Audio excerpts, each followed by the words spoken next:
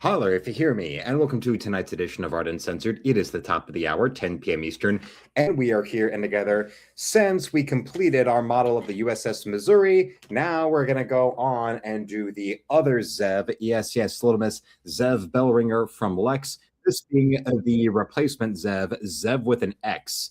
The difference between Xev and Xev, well, the first Xev had the cotton candy hair and spelled her first name with a Z. The other was a blonde who spelled her name with an X. Remember that, remember that, remember that.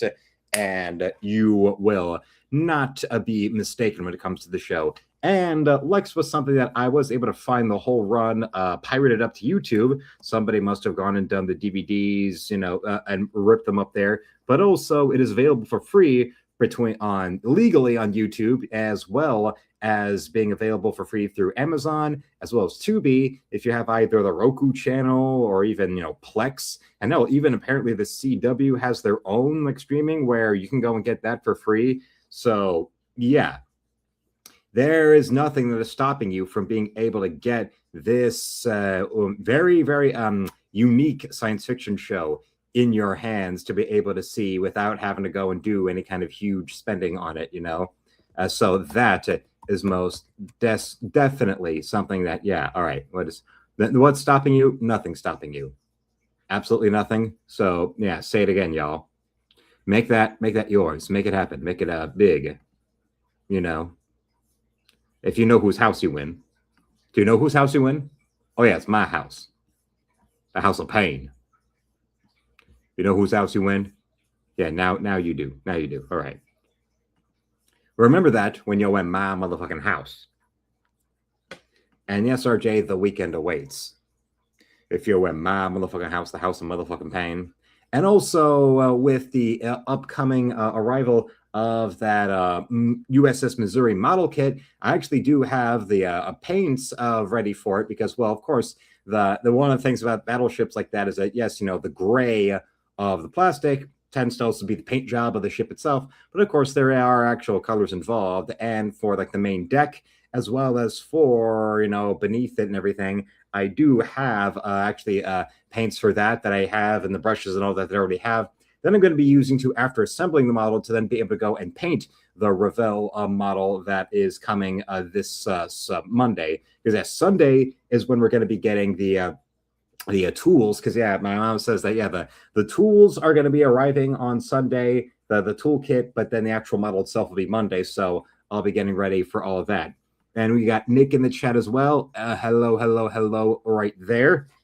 And so everything is up, running, up, going, moving. We've got a lot of good clicks on here as we are getting everything ready. And also now the printing process having been finalized for issue 3 of Encrypted, and that means that the estimating shipping date arrival for the print run of issue 3 from where I am is going to be still May 27th, although usually when it comes to the estimated shipping day arrival for the printing for what it is that's coming, it tends to come earlier than that. So let's hope that, yes, they keep that going.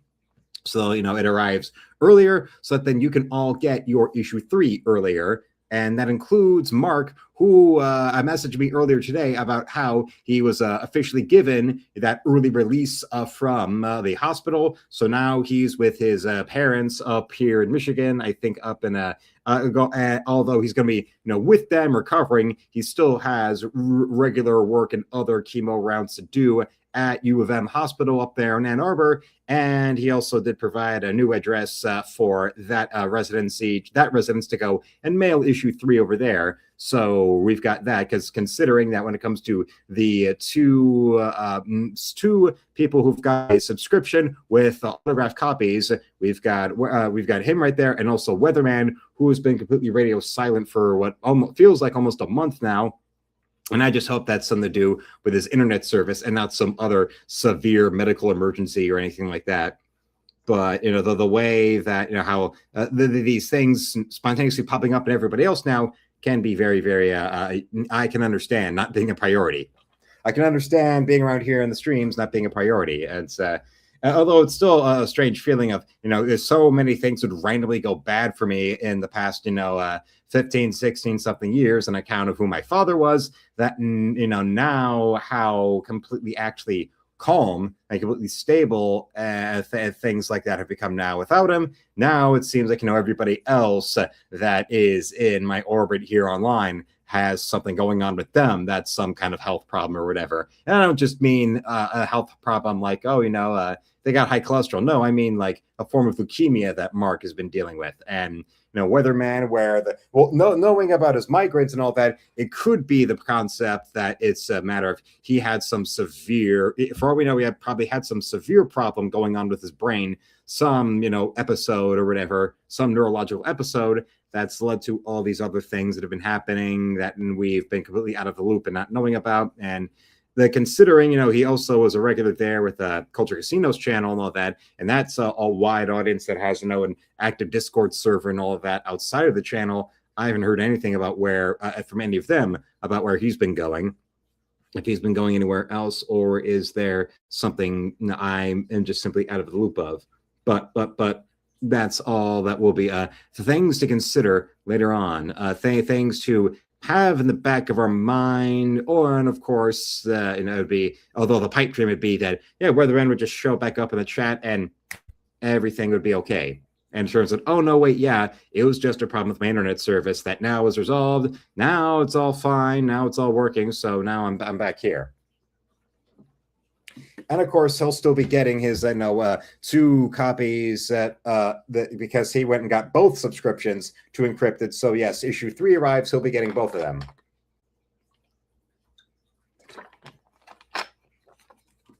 And for the longer and usual wait this month for issue 3 to ship, everybody who either has a subscription or who pre-ordered issue 3 are going to be getting an extra little gift with their copy of issue 3. It'll be a random grab bag of either, some little extra piece of artwork or something, or maybe even a sketchbook, something like that. Onwards and upwards, we will go. So then from there, it'll be a matter of, all right, well, now we know what to do. And then, within a week or so of issue 3 being shipped to everybody, then that's when issue 4 will be available for pre-order right there, and that will be a much easier process now that we've been able to really resolve the what behind the scenes and all of that. With issue 3, I was able to get that taken care of, and now that means issue 4 with one of the big things was with the formatting of the artwork, because of those pages being at 11 by 14 instead of 11 by 17, like every other issue has been going on. One of the problems was that trying to apply each page in their upload artwork in a page by page format with assembling the print file and all that, it was actually the artwork at 11 by 14 in their page formatting was actually warped and outside of it, and it would have been like 2/3 of each page at like the bottom and at the top would have been cropped out or put out of frame of what pages would be printed. So that's where then the Adobe print file that I assembled for all of these as like a backup or as a reference, I wound up actually having to go and do the uploading of that as a PDF. The print document in Adobe Acrobat that I assembled, that had to just be gone and directly uploaded that way for issue 3 to work. And but now with issue 4 going, that being back and all following issues being back to the being drawn on 11 by 17, which when for assembling these print documents for Mixum in the page by page format of uploading one image of the scans of each page after another were perfectly fine and perfectly shaped and formatted. So I now have that easier option of I can either just simply upload the scans of each page one by one, or give upload that link to the PDF file. I will, and that'll be a much easier process to see when it comes to issue 4, when that goes to print, and it'll go to print in June, and then July it'll be shipping out to everybody to keep that every 2-month schedule going. And then, of course, remember when issue 5 in September is going to be sent out to everybody is when we'll be getting back into doing Encrypted properly with issues 8 through 11 that we will be writing and drawing through for the remainder of the year, with issue 11 being done before New Year's. So then we'll have most of that second year ready to go with how it's looking. And real so far how it's looking, I do think that yes, that just being able to get to getting 12 issues written and drawn and published will be enough, and to properly end the story with issue 12. At this moment, it seems more likely it'll be that being able to get 12 issues of this done and published, it will be enough, and that 12th and final issue will be the conclusion. But that is what we're saying so far. I mean, that's why we're waiting until September to do more issues. So then we'll be doing those next 4, cramming them all together, so that then the second year we'll have we'll have all that extra time to really go and try to expand and grow the series and grow its circulation. But if still it winds up being in a situation where we are now, then it'll be a matter of, all right, finishing issue 12, having that done, and then, when the 12th and final issue is there, then having the second year of the comic being collected in a trade, and then just having those, 2 trades of Encrypted to go, and, always have that on standby and do much larger print runs than the others, in the hopes of being able to get that on either through like a print on demand, or through like a deal of being able to sell it on Amazon, or maybe even BarnesandNoble.com or things like that, of having it available through Amazon or eBay, whatever. Like being able to get a printing deal, getting a deal to have it done print on demand through Amazon or something like that for the the trades of Encrypted would be absolutely great. And that would be a consistent back burner sort of a product to have and to sell, while then going on to other things like doing Justice for One, and then from there having finally doing a physical copy print run of Slick, which we're still working on, and the next page will be put up there for my highest level channel members coming this Sunday. And when that is finally finished, then that'll be up for being put as a webcomic through Webtoon. I'll be trying to break my way into Webtoon and seeing if I can get that going up there and really grow an audience that way, so that then there's an audience that would really be demanding and paying for physical print run for Slick. And then from there on to other work like Pain Machines, getting printed at last, finally, physically, as well as other works of mine that have been either I would want to do or would want to continue. I mean, for all I know, maybe Justice for One would be a bigger seller. So then that means I could go on with Justice for One for another few years or so. How that works is just all up to everybody. It's really a matter of up to what the market will bear. Yes. That's what if you've ever heard about the bulls and the bears in the stock market, or if you go up to Wall Street, they have those big bronze statues of a bull and a bear, and the bull market is when it's going down, because it's referencing how when a bear attacks, it claws downward at you, and the bull market is positive and growing, going up, because the bull with the horns, it like swoops upwards when it hits your horns and all that. And yes, either way, issue 3 getting printed and shipped to everybody still means I have been able to outpace Alan Moore and Ethan Van Sciver when it comes to self-publishing a comic book series. And in only 6 months, I've done more self-published work than Alan Moore or our friend Ethan Van Sciver, which will be absolutely great. That if it's the thing that whole crap scene that he has was really alienating people from the idea of how, I don't want to back this comic because here's this professional, this decades-long veteran professional who can't get his shit together and get this comic completed. But so why would some nobody that's doing this for the first time, why would I be able to think that they could go and successfully do it? And which, when the opposite is true, like with my situation, it's all the more funny that I can do a comic independently and consistently better than he can.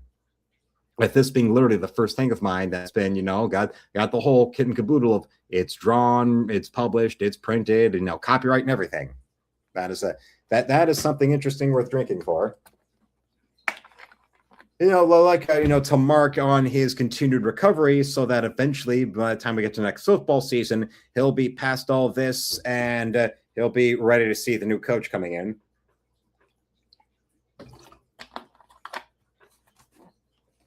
As we get this up, and hey, hey, the Lord, at the same time of this horrible illness, still the Lord is smiling. For sure. And now with all this happening, we've got the Missouri actually is an interesting thing because when you look at, like, say, when most people think of model kits these days, the big one, especially because of, the weebs and all that, is model kits. They think of, Gundam, the Gundam franchise. I mean, the first time I ever saw any of that was it was Monday Night Raw, I believe, in 2000. I remember seeing these. They had commercials for Gundam model kits, and they looked so interesting. But then they also show the different levels, how long it takes to assemble these and all that. And that was the first time I ever saw that. And I mean, advertised, the first time I saw one in person was when I remember my one of my older brothers got a model kit of Anakin's pod racing pod from the Phantom Menace and all that. And I remember finding it strange because of how, wait, what, you have to actually make this? You don't just open the box and there it is. Like, what? And also because it was just all blank like that, they also expect you to paint it yourself. And although with stuff like that, or model kits of other science fiction franchises or Gundam and all that, it came like the whole world of the tabletop role-playing games of Dungeons and Dragons and Warhammer started with all that being built on the military. Like the structure of those type of tabletop role-playing games had their origin in military role-playing strategy war games like that. And the same thing with model kits, where it was built on, military tanks or military planes and boats and all that, the destroyer, the battleship, what have you. So really doing that, SS Missouri model really is just going back to the origin of that. And the store where I saw these, the Whistle Stop, where they have these a whole back alley, I mean, not a whole back alley, but whole back section for all these model kits. They include ones like the USS Pittsburgh, along with the Missouri or whatever. And then I actually went and you look at the model kit paint, the little jars of the model kit paint. That's one of those few things that going to a physical store gets you a better deal for it than going to Amazon. Because, the little jars they have for that model kit paint, the little model kit acrylic paint, is actually $2.99 at this Whistle Stop in the whole back section, where they really come prepared, and they have all the different little tools and equipment and all that, including spray paint and paint markers and all that, and those little jars with the different little brushes for painting your little model kit figures. And they are only $2.99, while it's like almost $10 for a single one of them on Amazon. That's one of those brick and mortar stores that has a better deal than Amazon. That's one of those deals where, okay, act now while supplies last. The fact that there's any supplies that have lasted when you can get a better deal than in a physical store than Amazon, just do it. Just do it. There's a reason Nike has kept that slogan for the longest time. Have they even changed that at all? Or I think Nike has been using "just do it" for decades. Yes. But hey, when you catch on, why not? It's not like McDonald's, where they're changing their catchphrase every few years or so. The food folks and fun one, or then there was a while where they were using the song "Do You Believe in Magic?" or "I'm Loving It," but it's always it. And then you have Nike, which I think for the longest time has just been saying "just do it." And yes, Nick confirms that Nike still uses "just do it." Well, hey. I am one of those where, why not? If you've got that right logo, you've got that right catchphrase, that image, whatever, maintain that, because it's literal brand recognition. The logo itself is of course, the recognizable thing of Nike, but the "just do it" as a slogan is almost as recognizable as the little Nike swoosh itself. So why would you want to change that? I mean, it's the best example of keep it simple, stupid. As opposed to, say, something like, Coca-Cola has been going right like that with the same thing, the same logo, the same fancy calligraphy of the white and the red with "enjoy," as opposed to Pepsi, which has, gone on and always been trying to jump on the new current thing of what's the hip new thing, try to make themselves the hip cool people compared to, Coke is so old fashioned. And with that, that's why they're changing their logo and they're changing their labeling, and they're always, trying to change their, slogan and everything. And you're like, sure. It almost makes it, as much as Pepsi's marketing budget has always, for the longest time, was always bigger, and they always were more contemporary and put so much time into Super Bowl ads. But then Coca-Cola has it where it counts when it comes to sales, market, and exposure. as to the point where there are whole movies from foreign countries all revolving around how in foreign countries, even they are confounded by the magnetism of Coca-Cola. If you ever saw that movie, The Gods Must Be Crazy, where it was this little film where a plane flies over an African village and drops a Coke bottle out a window. And this whole African tribe that's never had any contact with the outside world does not know what the hell this is. And they think that it's an object of something that they don't know what it is, but that their gods want them to get rid of. So one of the villagers plans to take it to the edge of the world and throw it over. Yeah, we're the Pepsi generation. That's the one, of course, that's been getting traction again, because that was the famous commercial that Michael Jackson did where the pyro set off his hair and he's there with his brothers on stage. There's the other part where it's him dancing with the kids, and one of them is Carlton from Fresh Prince of Bel-Air. And of course, how they basically just took Billie Jean but put the Pepsi slogan into it. To the point where if I showed you the clip, I wonder if I'd even be able to do it without a copyright strike. But yeah, that one, which was dramatized in the Michael movie that's out now and doing so much better than the Devil Wears Prada. I mentioned it last night on Razorfist Arcade when I came into that show after my stream was done about how, feminists want to act like The Devil Wears Prada 2 is some kind of blockbuster, even though its opening weekend had smaller domestic box office than Exit Wounds with Steven Seagal and DMX. And Razor was like, yeah, Hollywood, they are pushing the shit out of that movie. They are pushing that the way that they're trying to denigrate and push down Michael. Although Michael's doing so well that it's going to hit the $1 billion bullseye. And remember, Devil Wears Prada 2 is a sequel to a 20-year-old movie that also is being made by Disney. So, even with it could be the number one at the box office for months, like, The Avengers was or Home Alone was. And still, because it's Disney, they spent on that movie between its budget and its marketing like MC Hammer in 1990. So it would have to make the box office of Avatar just to turn a profit. And that's something that cannot be plausibly denied anymore. And the same Hollywood that would shit all over Anne Hathaway and treat her like she was Satan, they treated her as some evil bitch this way that they should have been treating Hillary Clinton for years on end. And, well, I'm guessing by attrition. Now they're giving her big movies to star in again and hyping them up like they're going to be the greatest blockbuster ever on account of there's no other actresses out there. I mean, Rachel Zegler flatlined and all that. Jennifer Lawrence is a sad, miserable, chain-smoking has-been. Margot Robbie's guilty of the crime of giving birth to a boy, let alone having a child anyway. And then all the other ones all aged off the casting couch to get those roles. I mean, Scarlett Johansson can only get attention by throwing herself a hypocritical pity party for how now she aged off the casting couch. So I'm guessing by attrition now, hey, Anne Hathaway, you did this movie that was popular with women 20 years ago. Well, let's do a 20 years late sequel where it's now you and Meryl Streep trying to out-girl boss each other. And yet we'll pump the budget into it like it's Avatar, and then we'll wind up making less money in our opening weekend than Exit Wounds. Look them up. Yes.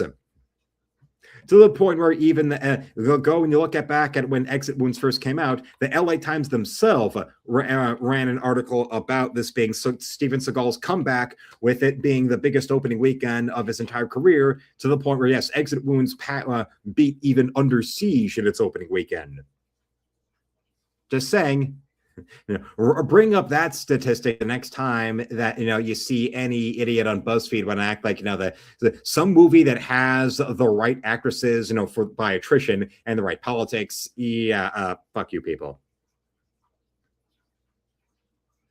But the fact that confirmed pedophiles like Roman Polanski get uniform rounds of applause when their name is mentioned at the Oscars, while Michael Jackson gets treated the way he does by mainstream Hollywood.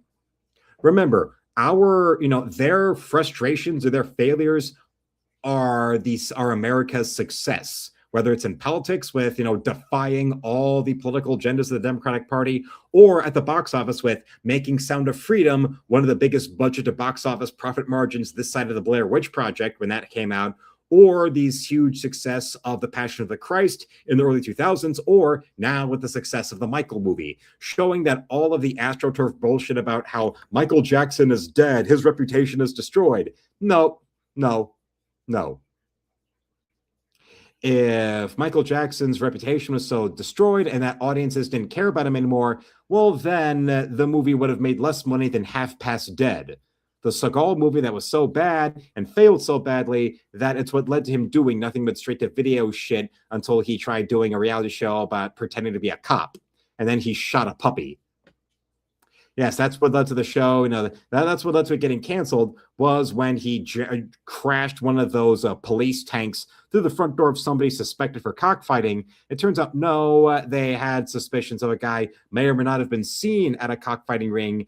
And because he owned chickens on his place in, I think it was in Arizona, he Seagal rammed a police truck through the guy's front door and then shot a puppy. Yes. Yes. And then you wonder why everybody else in the world should be going up to Seagal and saying, "Can I laugh in your face? Can I laugh in your face? Can I laugh in your face?" And if you wanted to see the finished results, here are some photos I took right after the completion of the USS Missouri Metal Earth. Just show that here, thanks to Google Photos. Yeah, back there are all the other little metal pieces. Either were pieces I couldn't fit onto the vessel because they just wouldn't stick, or there were pieces that actually wound up disintegrating because they required folding or twisting into certain shapes, but then they were so frail they wound up breaking apart. I might wind up the modeling glue that's coming with the toolkit on Sunday. I might try to go and glue those pieces onto where they're supposed to be onto this, even though the metal earth kits like this are supposed to be made so that you don't need any glue or paint at all.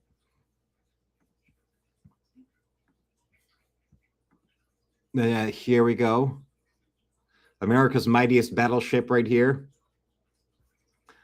Although, much to my frustration, there is no place where you can go and have a nude, a topless Erica Laniak pop out of a cake. Yes, Sifu Seagal with one of his best catchphrases. Yes, I was not born in a fucking turnip truck, and I was not born at night. It's time to get to the fucking nitty gritty here. And now, I'm about to snatch every motherfucker birthday.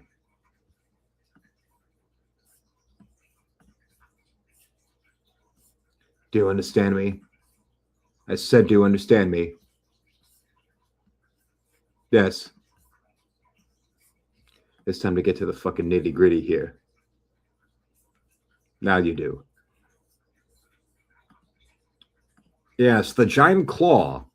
If you ever saw that movie, where they refer to this giant mutant bird as a flying battleship. Here's a more close-up piece where you can see a lot more of the surface details that I was not able to attach properly, but that the modeling glue can go and fix all that for me. Slightly different. Then there's here on the opposite side. And yeah, doing this, that's the main reason for getting the regular model kit for the USS Missouri that's coming Monday is to really compare and contrast doing one of these versus doing one of the traditional model kits. And that's what, the however many streams it'll take me to finish, we'll be doing for next week. And there's, all a better shot of, here's the Missouri with all those other pieces.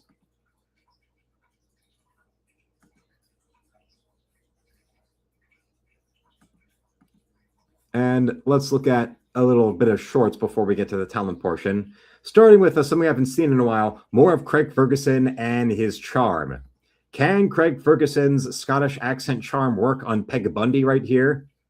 Katie Seagal right here, yes. Katie Seagal, the toughest of the Seagals out there in Hollywood. I definitely could see her going and whipping Steven Seagal's ass, like what the Jean LaBelle incident. If you know about Jean LaBelle. I bought some cooking utensils, the magic bullet and all those. Oh my God. I don't think that's for cooking. It definitely was for cooking. All right. That must be a different Bright magic red. bullet than I. No, Stop no. smelling your fingers. I got a magic bullet. Smell my finger. They still smell like Al. Oh, yeah, me and Al got a little crazy last night. Here, smell my finger. Oh, no. Was it consensual? Do you think I care about consent with Al? I'm the most prolific rapist on network TV. Yes, Peg Bundy, the most prolific rapist in the history of network TV. Peg no means yes Bundy. Yes, the toughest of the Segals. Well, hey, her father directed Charlton Heston in a movie, so I'm guessing it's a family situation. She was raised by a man so manly he directed Charlton Heston movies. Yes, the Omega Man, the Charlton Heston version of I Am Legend from back in the 70s. Oh, come on! Oh, for heaven's sake. Oh, wow. So you'll be able to go up to Hollywood and get your star, That's and then right. go and enjoy your magic bullet. I knew I should. Oh, never mind. I'm so embarrassed. Why? I don't know. Why not? Yeah, it's all right. You don't need to be embarrassed. You're amongst friends. America Yeah. loves you. And I have a star. So Yeah. I bought some cooking utensils, Or, of course, there are those, who may have remembered her better as the voice of Leela from Futurama or Sons of Anarchy. That's for an actress that everybody remembers by her character name instead of herself and all that. She's still been steadily working on TV for about 40 years now. The whole run of Married with Children, and then right after that ended, there was Futurama, and then Sons of Anarchy that ran for a bunch of time. I didn't watch it. I know she was on it, but I didn't watch it.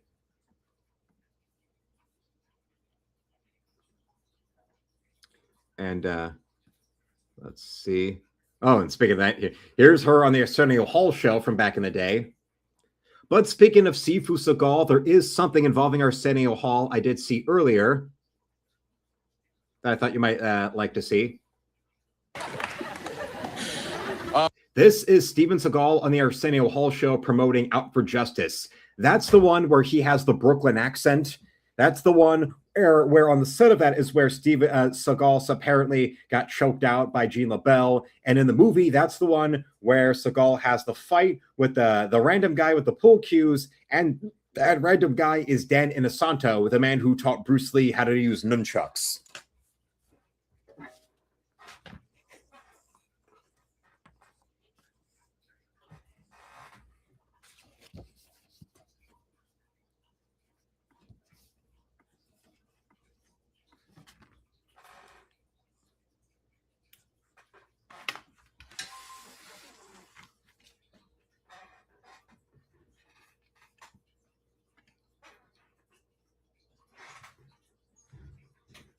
Yes. The toughest of the Segals. And her name is Peg Bundy. Well, I remember there was an episode of Married with Children where she did wind up taking up martial arts lessons and beat up some guy in public and making Al even more emasculated than usual.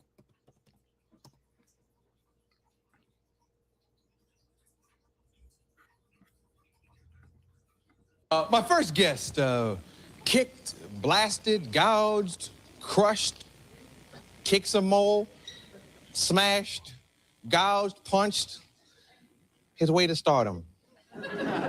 As the star of such films as Above the Law, Hard to Kill, and Marked for Death. He has a new film coming out. It opens April 12th. It's called Out for Justice.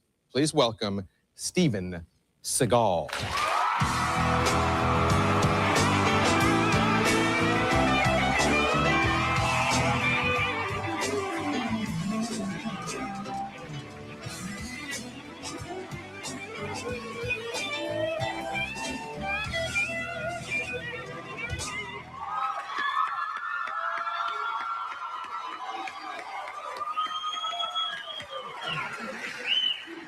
Yes. Oh, what? You know what I heard today? That they just got a date for you to do Saturday Night Live to host it? Apparently. Are you going to do that? Yeah, why not? Have you ever done comedy? Yeah, I used to do stand-up. Stop, Steven, stop. It's a joke. You're too That's my serious. first attempt at comedy right there, and I failed, so maybe I better not do the show. If only he had taken them up on it. But then again, when it comes to how bad Seagal was with hosting Saturday Night Live, I mean, have you taken a look at some of the times where they try to get some, some ditzy starlet who is going through their 15 minutes to host? Remember when Megan Fox and or Jennifer Lawrence hosted Saturday Night Live? Yeah, you don't, because they were terrible. But or Anya Taylor-Joy, how she brought down the house hosting Saturday Night Live with such memorable bits as or and.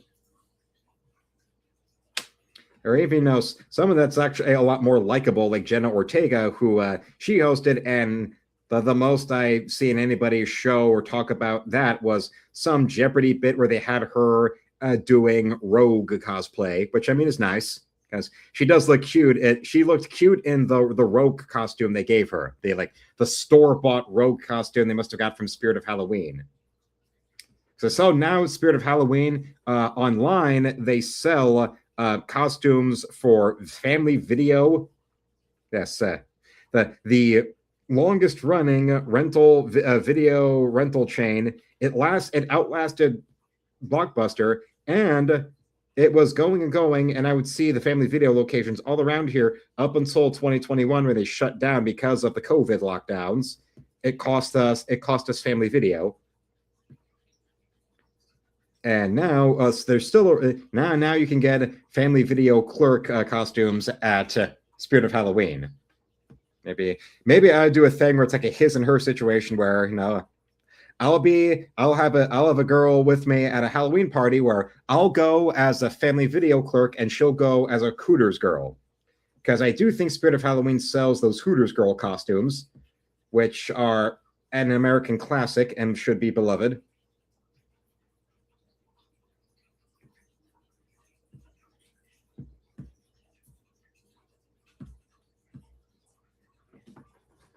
Let me see if Spirit of Halloween. Luckily, when you don't have the brick and mortar stores, you can just go to their website.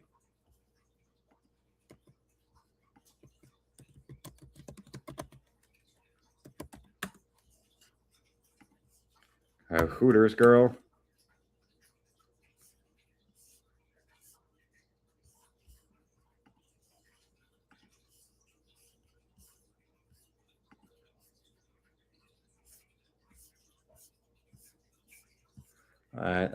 Turns out not on the Spirit of Halloween website.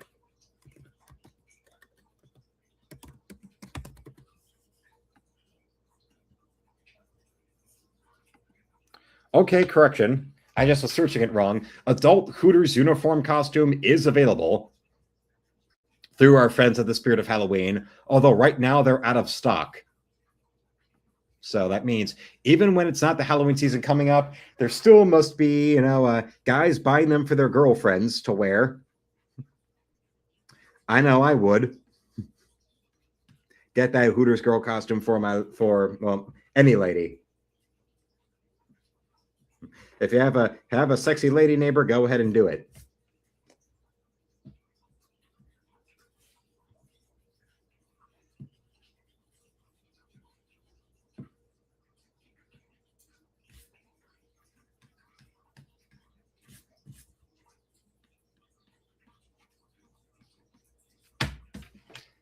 I didn't erase all the pencil marks ahead of time, but now I did, so we can clean this up properly.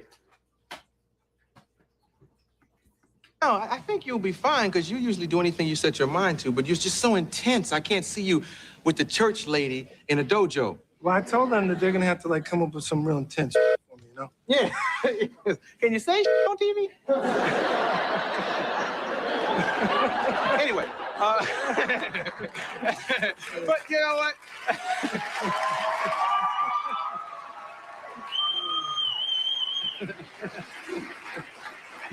I have a censor and a lawyer on the side, and they're like, "Hey, Stephen can say it, I think."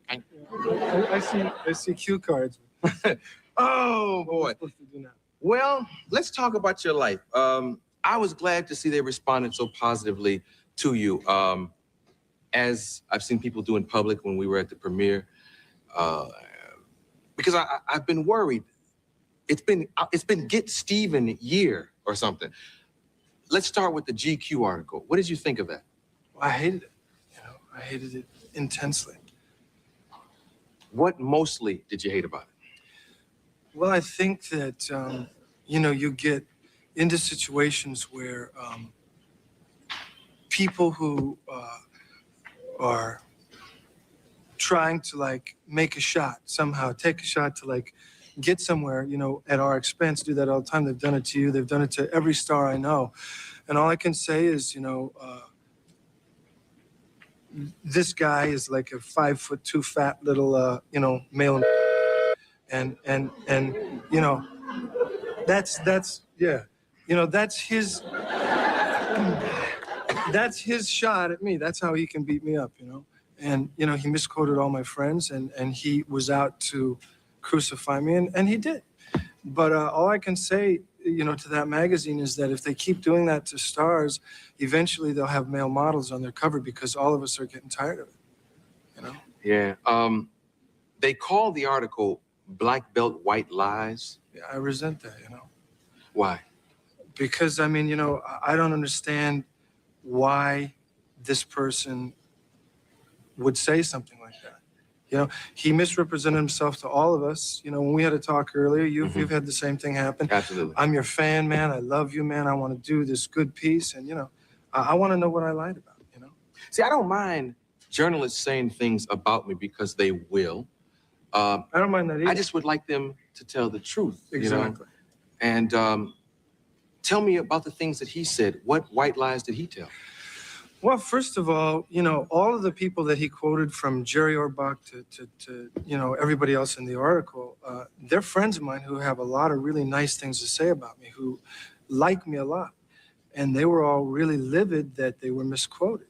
And, it's very, very simple. To put it, the way I would, or I would like to now. We're all in a situation now where we have to get up there and climb that ladder to do the best we can to get the control that we want to do good films. And everybody says it comes with the territory, People are going to take shots at me and they're going to take shots at you. And, sometimes we take them back and sometimes we don't. I'm just trying to let it roll off my back now and do the best I can to mind my own business and make good movies, Yeah, I know how you are about Kelly LeBrock, his wife.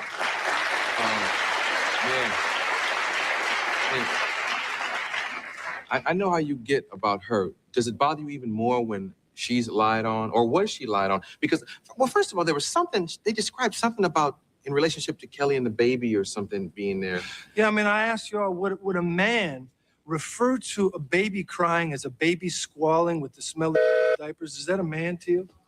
You understand? What kind of person is that? Yeah. You understand? That's, everybody who reads that, just think about who's writing,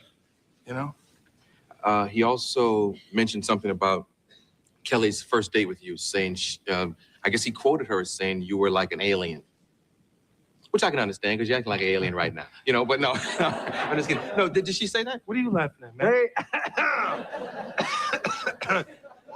Just chill. Just study him sheet music and chill. No, did she say that or anything like that? Well, what she said to me is similar to what everyone else that was quoted, and that is that he took everything that she said out of context, and that it's really hard to tell anymore because it isn't the way she said it. Yeah. Kelly tried to say things, obviously, about me that were endearing and flattering. And in reality, when you have somebody that's out from Jump Street to crucify you, they're going to do it no matter what. And that's what I say to all my friends that are hurt and concerned about this. And that is that I would rather not do any more interviews, just like you and just like all the rest of us. We're all getting sick of it, And then the fans really end up losing because they don't want to, if they see my picture on the cover of a magazine because they love me, they don't want to pick it up and read that garbage about me. And all these magazines think, well, listen, man, if we write all this dirty garbage about somebody, it sells magazines. I disagree. But it does, Stephen, because the people in America buy National Enquirer more than they buy Time or Newsweek. Well, it's just like you said earlier, man. One of these days, all of us stars should get together, Yeah, and put together a list of of people that have unscrupulous been- journalists yeah, and irresponsible and liars. vicious. Yes, let's stop doing interviews. Let's stop doing the interviews. Because, I mean, you Yes, younger Seagal, where, you know, if he was putting on weight, well, at least he was smart enough to wear an all-black suit since it's slimming. And, well, you know, minus the ponytail, he looked a lot more like my father in the 90s. With Arsenio Hall, yes. can find enough about me to make people not like me just telling the truth. Just telling you the know? truth. You don't have to make up nothing. That's right. They've also been printing in a lot of publications that you and Kelly are breaking up. You've read that, I'm sure. Yeah. What do you think? I think it's funny. You know, I mean, he's looking at me like, do you really? When it gets to the Inquirer, you know, in magazines like that, we generally think it's funny because we hope and pray that all of you don't believe that stuff.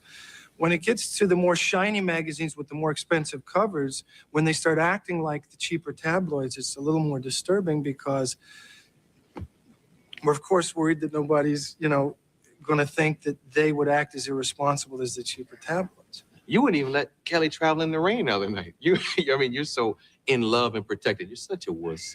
You're such a wuss. Yeah, I mean, you know, it's a 2.5-hour drive and it was storming pretty bad, you know, it was the middle of the night. And you made us stay home.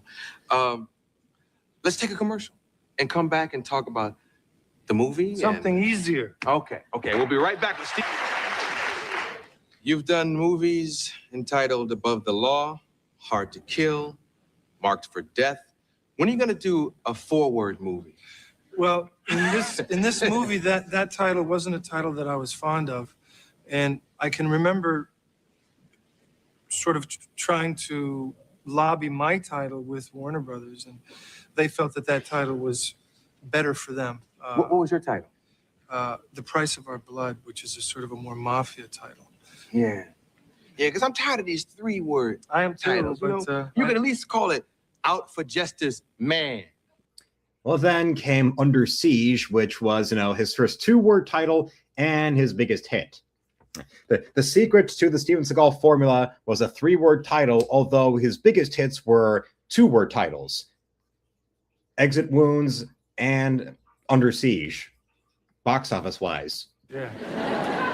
I didn't win that one. Whenever, yeah. Okay, tell me about the movie. It's a picture that's about friendship, you know, which meant a lot to me. It's a picture about the neighborhood. So it's a real neighborhood thing. It's filmed primarily in Bensonhurst, real Italian, and a little bit in Sunset Park, which is a lot of Latinos, it's a Puerto Rican, you know, and picture about friendship in the neighborhood. It's about two guys. You hear that little bit of the accent going there when he's the Latino level. So suddenly he's all like hotel maid. Suddenly I'm all getting there copes queso. Guys that are born and raised together in Brooklyn and are best friends all through life. And interestingly enough, fate's strange hand would have it that one becomes a mobster and one becomes a cop. And a crisis in the neighborhood comes up, and they both end up working together. Both the mob and the cops are after somebody who killed my best friend, and it's sort of a race between them and me to get this guy, you know. Yeah, what's in the clip that you brought? I hope it's the martial arts. This is the first picture for me that I'm proud of, you know. It's a lot of character, and even in the action scenes, I think you'll see that. This is a scene where I'm coming into a bar that the guy that has murdered my best friend owns and frequents, and I'm kind of talking to all the boys about, would anybody like to tell me where he is? And of course, they get smart with me, you know. Yeah. Well, you were proud of Above the Law. Yeah, Yeah. But this is just your proudest moment. yeah. It's. I think it's the best work I've done. Do you know what you're gonna do next? Writing an environmental, it's a piece on toxic waste. It's sort of a political thriller, kind of a cross between, believe it or not, Terms of Endearment and 3 Days of the Condor. It's that kind of thing. I'm writing that with Jim Karabatsos, who's a wonderful writer. And we're going to try to make that next, but we'll see. We're still looking at a couple other things. Will we ever see you on the silver screen where you don't hurt somebody? I hope so. Really? I hope so. I mean, I'd love very much to find, you know, Marathon Man or Witness or something like that. Those are the wonderful projects that we're all looking for, you know. Yeah. Since you've been here last for Hard to Kill, we've had a lot of action adventure stars popping out of the woodwork.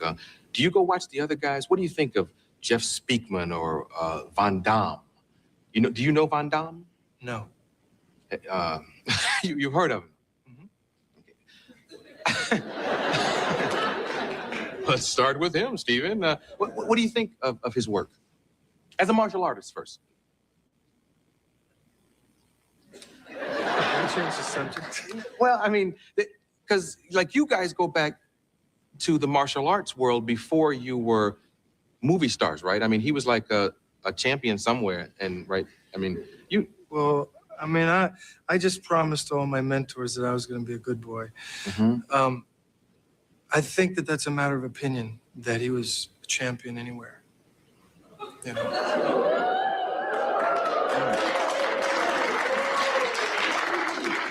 And I mean, I'm not being catty or anything. I wish the guy all the best. But there are an awful lot of people who say that that's not true. How about Jeff Speakman? Nice guy, huh? I mean, I was very good friends with his teacher. Ed Park was a good friend of mine, and he seems like a real good guy. This kid, I've never met him, but he seems like a good kid. Yeah, the guy that he studied under is dead now, but he was apparently really respected by Americans. Yeah, he was at the premiere for Mark with Death with you and me. We came down the stairs. He was that big Hawaiian guy that came up and gave me a big hug. He's a good man. Yeah. How's your neighbor? He's doing good, Michael Jackson. He's doing good. He lives next door to Michael Jackson. So when you jump his fence, jump over his fence to the. So lots of name dropping with our Senate with our friend Seagal right here. They living next door to Michael Jackson. Now that just has get me the mental image of Michael Jackson starring in Under Siege. Would Under Siege have been a better movie if it starred Michael Jackson? Next yard and say hello to Bubbles and Michael. And, are there a lot of animals and stuff next door? Well, I mean, we all have a lot of animals up there. That's why we go up there, so we can, sort of be with nature and ride horses and all that stuff. Yeah, you ever look out your window and see Michael in the yard? No, I have a lot of acreage, and so does he. Do you ever see him at all? I'm seeing him this weekend or next weekend. I'm having lunch with him, supposedly. But you never see him in his yard with the hose, squirting the can out, trying to get the can to the curb, I mean. Real far. Oh, okay. Lots of acreage, Yeah. Big places. Okay. Yeah. Good luck with this movie. It opens, what did I say earlier? April 12th. Good luck, man. Thank you. Steven Seagal.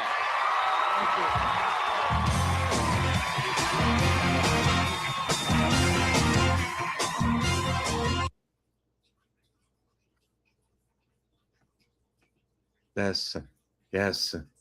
Can I laugh in your face? And let's enjoy a bit of Omega Man now. Supporter David Brown, who asked me to review The Omega Man.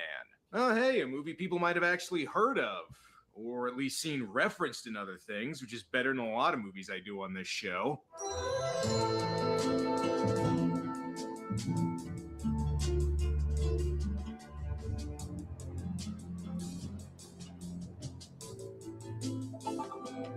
The Omega Man is a 1971 sci-fi movie that was the second big screen adaptation of Richard Matheson's famous post-apocalyptic novel I Am Legend. The first was the Italian-shot Last Man on Earth starring Vincent Price, which so far is the most faithful to the original story. Then there was the big-budget Will Smith version from 2007. Yes, I was talking to you. Can I just tell you that you was really great back then? Those guards, they thought it was all that. And you showed up and bam. Hey, wait, I got a great idea. I'll stick with you.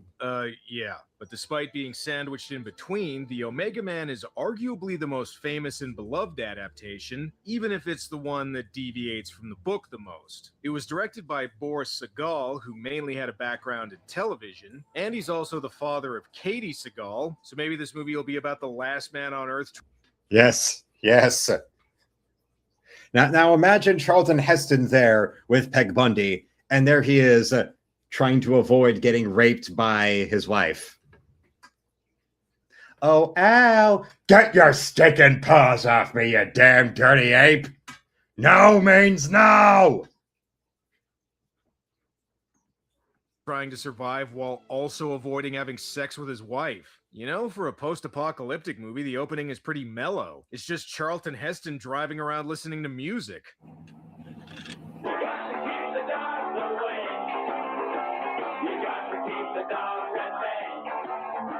Well, the apocalypse doesn't seem so bad. No crime, no traffic. Litter still seems to be a problem, but that's no big deal. So far, this seems pretty chill.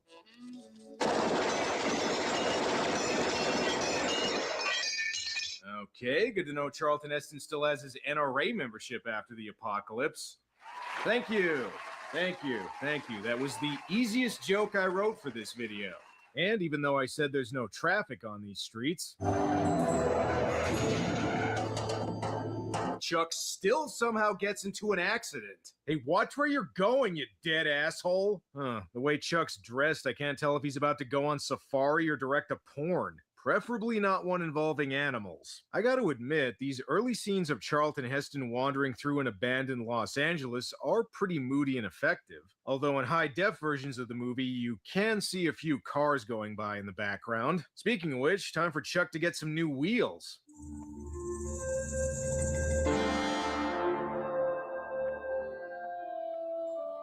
But first, I think he's gonna jerk off to that pencil sketch. I'm sorry, babe, but my heart already belongs to Vampirella. How much? Can't say I'm crazy about the paint job. Okay, remember, Chuck, if the dealer tries to get you to buy the extended warranty, don't take it. All right, how much you give me in trade for my Ford? Really? Thanks a lot, you cheating bastard. Okay, seriously, is the imaginary guy he's talking to trying to rip him off? Now that he's got a car, might as well catch a movie. All the other theaters in town are playing Billy Jack. Ladies and gentlemen, please welcome Warren, Country Joe the Fish. Damn dirty hippies, get a job. You have to realize the turnaround that I've gone through, just to see, just to really realize what's really important. Huh. Okay, I guess the Will Smith version isn't the only one where the main character lip syncs along to a movie. Oh, right, I should probably explain just what the hell's going on here. Charlton Heston plays Robert Neville, the last survivor of an apocalyptic plague. Well, almost. There's also a fanatical cult of survivors called the Family who want to kill Neville for being the last man on Earth that still has any pigment. Now, this is one of the key differences between this version and the book. In the book, the plague turned people into creatures resembling vampires, which is also what the Vincent Price version went with, right down to them not liking crosses and garlic. But here, they're a group of albino mutants who are sensitive to light. Now, while a lot of fans didn't like this change, I can see why they went with it, since it gives the movie more of a pure science fiction feel, as opposed to having the main character surviving the apocalypse with garlic. Because they blame science for ending the world, the Family is militantly anti-technology, which really gives Neville an advantage over him. Yeah, who's got the cold dead hands now, bitch? The Family is led by Matthias, played by Anthony Zerbe, who kinda comes across like hipster Palpatine. One creature, nothing to live for but his memories.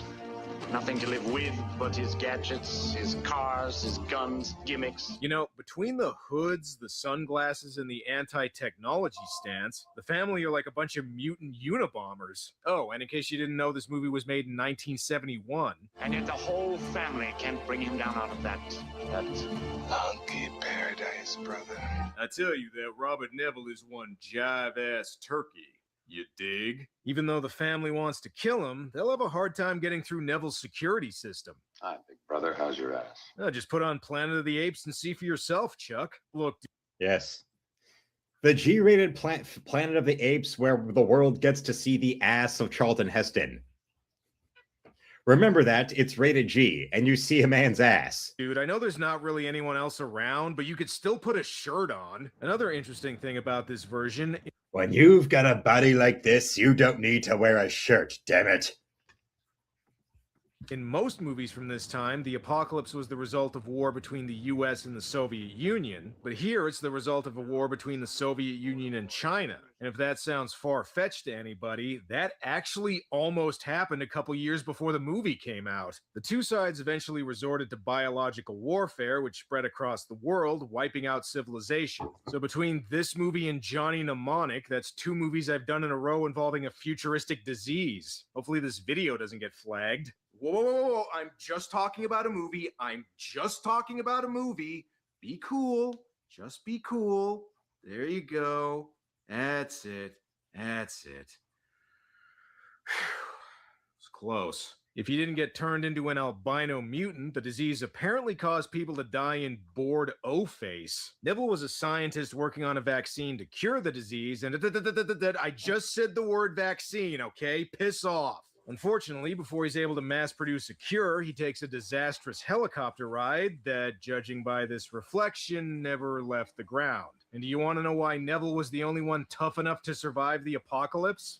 And yes, hello to Forever Lost.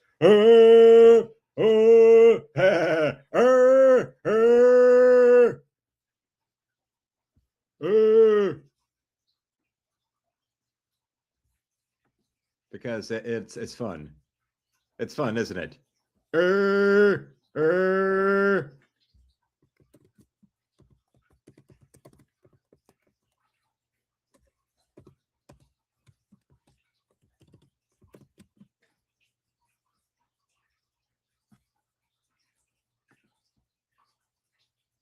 Now, where were we? Yes, yes. The ultimate battle cry.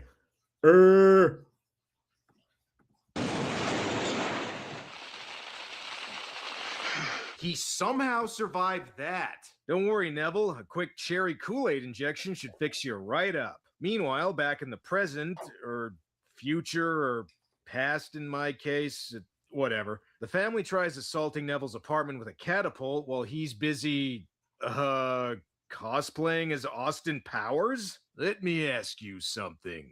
Do I make you horny, baby? Well, so far Neville's driven around, watched movies, and gotten drunk, so nice to know he's spending the post-apocalypse the same way I would. Oh, and Neville, bit of advice, you might want to close that window. Don't like... He's got a good supply of fire extinguishers. I can imagine that you're in a situation like this, you would need fire extinguishers. And of course, plenty of guns. But then again, where I live, yeah, things like that are easy to come by. There's plenty of gun stores that I can go and, circumvent the will of Whitmer. With the airsofts I already have around the house, I can go and, at least have a good substitute. Although if they make an airsoft AK-47, that would be fun. AK-47, when you absolutely positively got to kill every motherfucker in the room, except no substitutes. Nothing gets between me and my AK. Yes, I know it's Russian, but, hey. According to the same people that now are screaming Russia, Russia, Russia, were the people that never wanted to portray Russians as villains in Hollywood movies, because Russia did nothing wrong until they stopped being communist. Now, suddenly, all the shit that they would never say about Russia is now perfectly fucking dandy to say.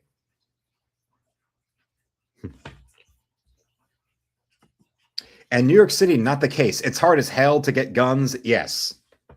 You can't defend yourself at all with your constitutionally enshrined right, but, a Muslim can go and a Muslim illegal can enforce Sharia law up the ass of a 10-year-old girl, and the parents of that girl will wind up getting prosecuted.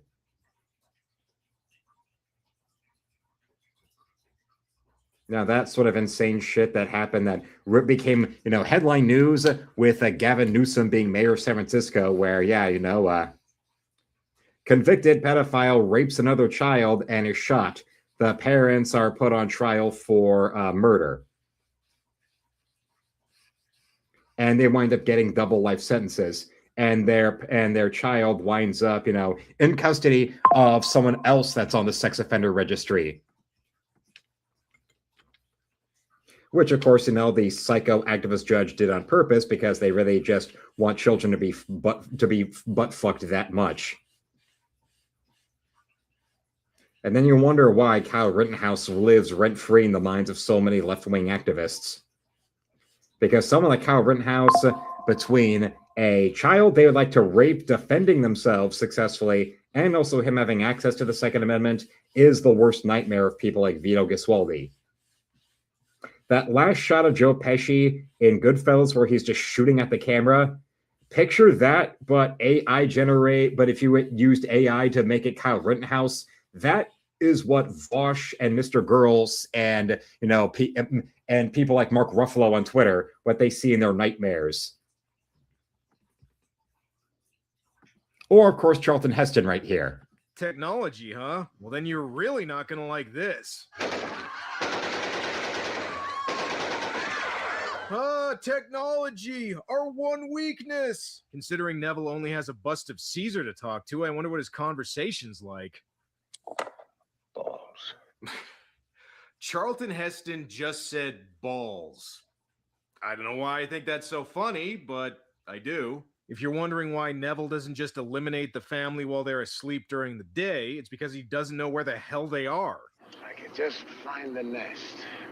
Find out where they hole up. Well, why don't you try Disneyland? A lot of pale goths like to hang out there, ironically. As much as I joke, these scenes of Charlton Heston wandering around Los Angeles trying to find the family's headquarters do effectively give a sense that he's completely alone in a city full of nothing but dead people, which fits in with the book's themes of loneliness and isolation.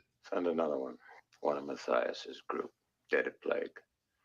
Sweep continues. Well, he still hasn't found the family, but in the meantime, he can go shopping for some new clothes. The movie's supposed to take place in 1977, so maybe it's time for a Saturday Night Fever-style disco suit. And I'm beginning to think Neville really is getting lonely.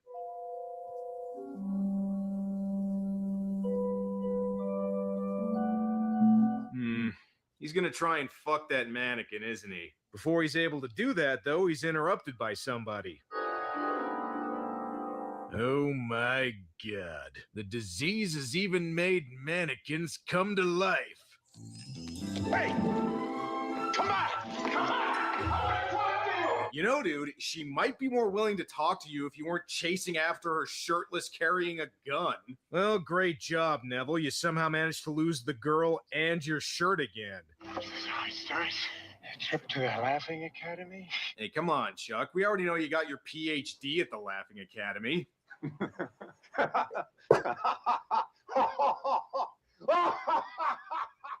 Let's get cleaned up. Find a drink before the bars close. That's the spirit, Neville. Whether you're going through a bad breakup or the end of civilization, booze solves everything. And by the looks of it, he's got enough to get him through the entire apocalypse, along with a few other surprises. Jeez, looks like the family really doesn't like people touching their stash without asking first. Now that he's been captured, Neville's put on trial by the cult of Corey Hart. You see lying there the last of scientists, the users of the wheel. Do we use the tools of the wheel as he does? Oh, really? Because that catapult thing he used earlier had wheels on it. Sure seems like he used the wheel. Not only are the family evil albino mutants, but they're also a bunch of dirty hypocrites. You are discarded. You are the refuse of the past. You're full of crap. Okay, not as good as take your stinking paws off me, you damn dirty ape, but I guess it'll do. Your little jokes are meaningless. I don't know. I managed to get a pretty decent following with him. I mean, I'm no Mr. Beast, but who is, right? You've been trying to kill me for 2 years. Last night you killed how many? 3 of us? You're the angel of death, Doctor. Not us. So here's one part that ties into the twist ending of the book. In I Am Legend, it's revealed that the infected consider Neville to be a monster that preys on him while they're asleep, and since he's the only one like him left in the world, that actually makes him the freak who doesn't belong in the new society that's been created, hence the title I Am Legend. It's the main character realizing that he's actually been Dracula the whole time.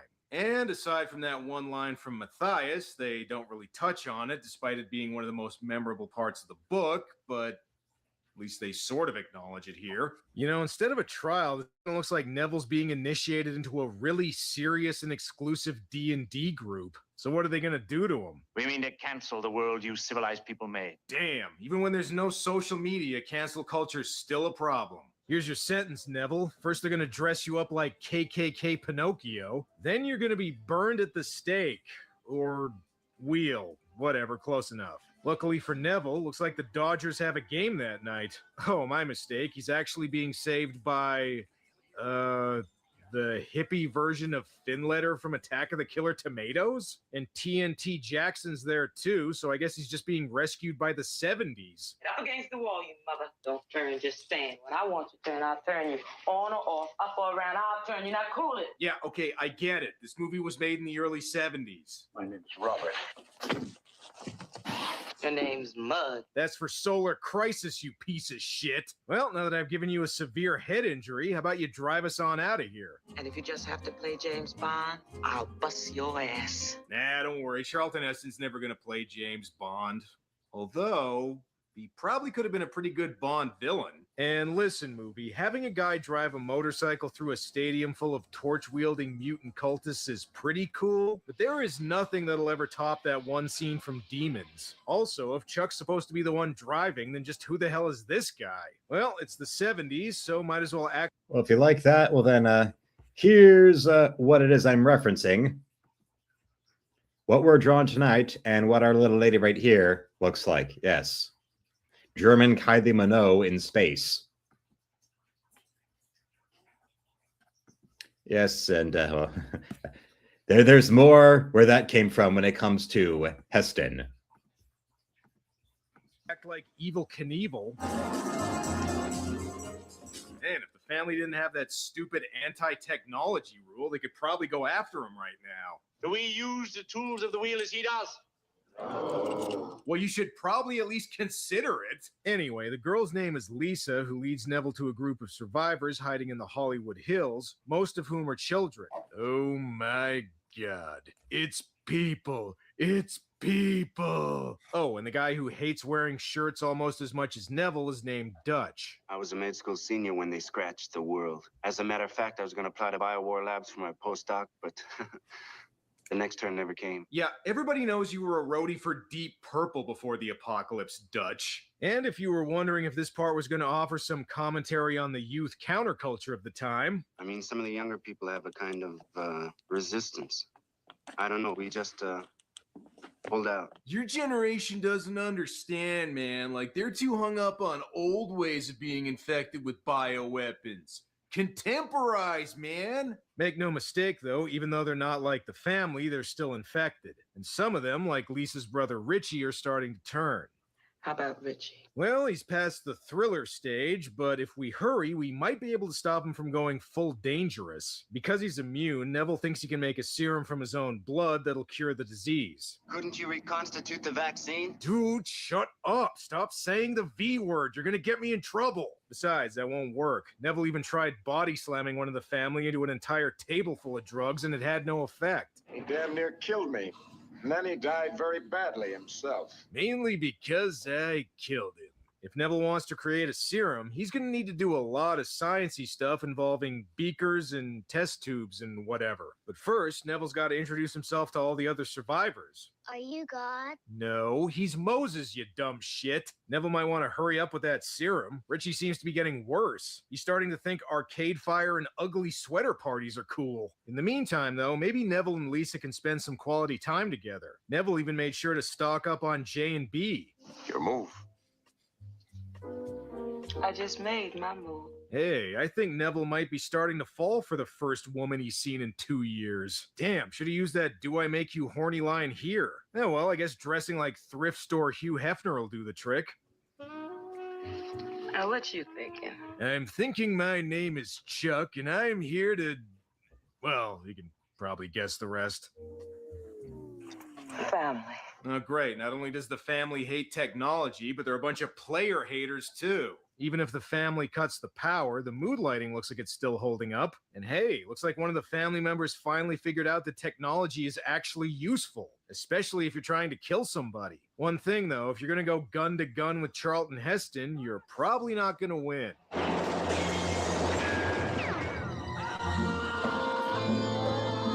Looks like somebody brought a pistol to an NRA president fight. All right, last NRA joke, I promise. And you know what they say, chicks dig a guy with a big gun. You know, it's been a long, long time. I'm not sure I remember how this goes. Easy, Chuck, just pound it for about 2 minutes, then go get some orange juice and watch TV. Even though this movie's rated PG, it's a 70s PG, which means we get some tasteful PG nudity, which I still have to censor for YouTube because I guess PG is a little too spicy if I want this video monetized. Okay, better get to work on that serum, and if it doesn't work, you can always get shit-faced on the rubbing alcohol. I'll draw blood as often as I can. We'll just have to keep pumping it into him. When that's done, baby, we will pull out. I thought you already did that, Chuck. We'll take what we need and head for the mountains. Oh, sorry, my mistake. Good news, the serum... A sister in LA watching Charlton Heston gunning down people. She was wet. She was wetter than the Galapagos, trust me. Works and Richie starts getting better. However, they still haven't found a cure for Chuck's allergy to shirts. This calls for a celebration. I think I'll go pick up some stuff for the trip. Why don't you skip it? Oh, honey, the most dangerous thing I ever ran into in one of those stores was you. Okay, so she's definitely dead. Well, while Lisa's out shopping, she can pick up some grapes that are still good after 2 years somehow. Even if they have a cure for the disease, they still need to worry about the family. Just knew where they're at. The old cornfield, and that's where they hold them. You're kidding me. And here I thought they were in an influencer house this whole time. Also, you were at their headquarters earlier in the movie, Neville. They didn't even blindfold you or anything. Did you forget to look at what street you were on or something? You know what, miss? You're hostile. You just don't belong. Okay, there's another allusion to one of the main themes of the book. Don't expect much more than that, though. After they make more serum, the plan is for the survivors to leave LA and head for a remote location where the family can't find them. I wonder if Chuck will bring this outfit with him. Before they can leave the city, though, Richie decides to go to the family's headquarters and see Matthias for some reason. Great, instead of becoming a mutant, the cure just turned him into a Kenny. And this plan goes about as well as you'd expect.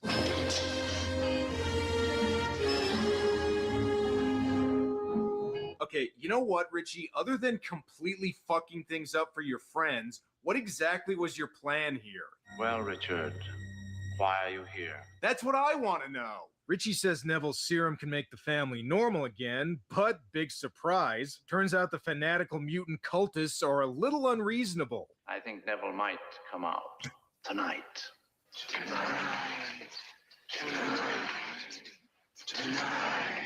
Okay, fellas, I know you're evil, but for the... Jesus. Speaking of pedos... love of God, do not break into song. Later that night, Neville goes looking for Richie, and in case anyone hasn't liked my Charlton Heston impression so far... Oh, my God.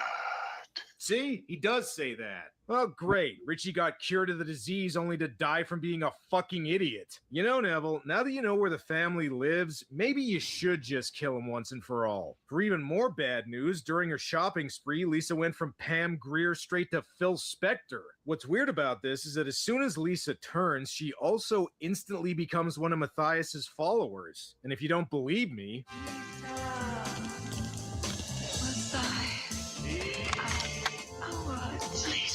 So, wait, is being part of the family and having...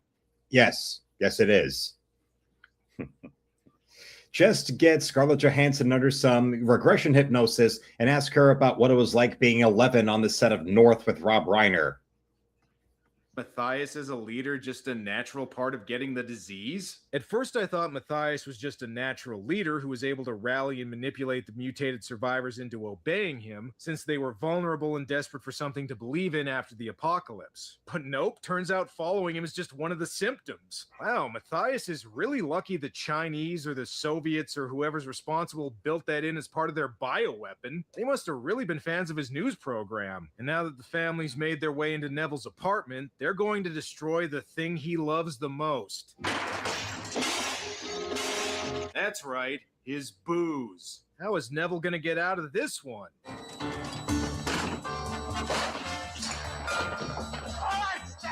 Okay, never mind, that was easy. I guess the lack of vitamin D made him really slow and weak. Neville grabs the serum and tries to take Lisa with him. She's been black, she can go back. Unfortunately, Matthias's pull is stronger than he thought, because again, that just seems to be a symptom of turning. And if you think Neville's gonna live, Charlton Heston's sci-fi movies weren't exactly known for their happy endings. I don't know, Neville somehow survived that helicopter crash earlier. He might be okay here. Unfortunately, Neville only lives long enough to provide the movie with some Jesus symbolism. However, before he dies, he manages to give the survivors his serum, thus offering a glimmer of hope for the future. Which is still a lot less pessimistic than the ending of the book, where Neville kills himself because he realizes he has no place in the new world that's been created. But considering none of the adaptations have done that, my guess is movie studios probably thought that was a little too depressing.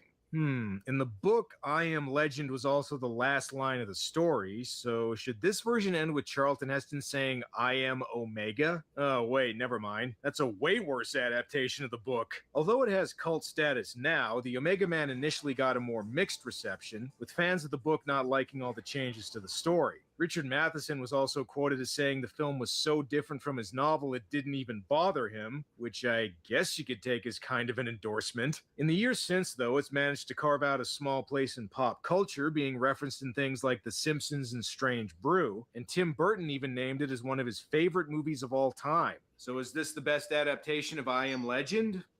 Well, that kind of depends on what you're looking for. The early scenes of Charlton Heston wandering the city alone and trying to defend himself from the family are actually pretty atmospheric, but once he meets the other survivors, it gets rid of a lot of the tension that's been built up. Like I said, director Boris Segal mainly worked in television, so the movie does have a bit of a TV movie vibe to it, just with more violence and nudity. This was back when PG was too hot for television. Also, while the book has some pretty timeless themes of loneliness and isolation, this movie is very much a product of the early 70s. I get that they were trying to be hip and tie into things happening in the culture at the time, but this just dates the movie very badly.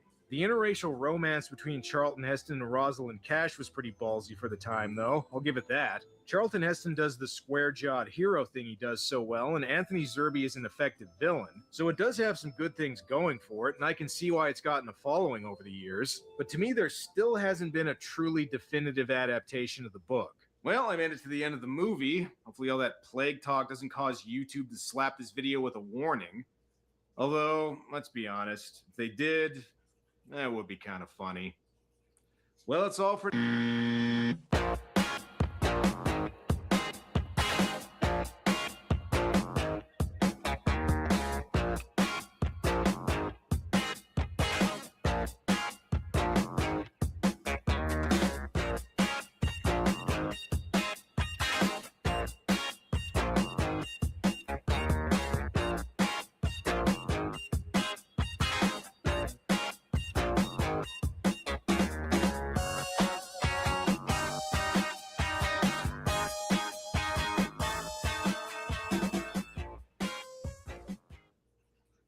No, they sure don't make pictures like that anymore.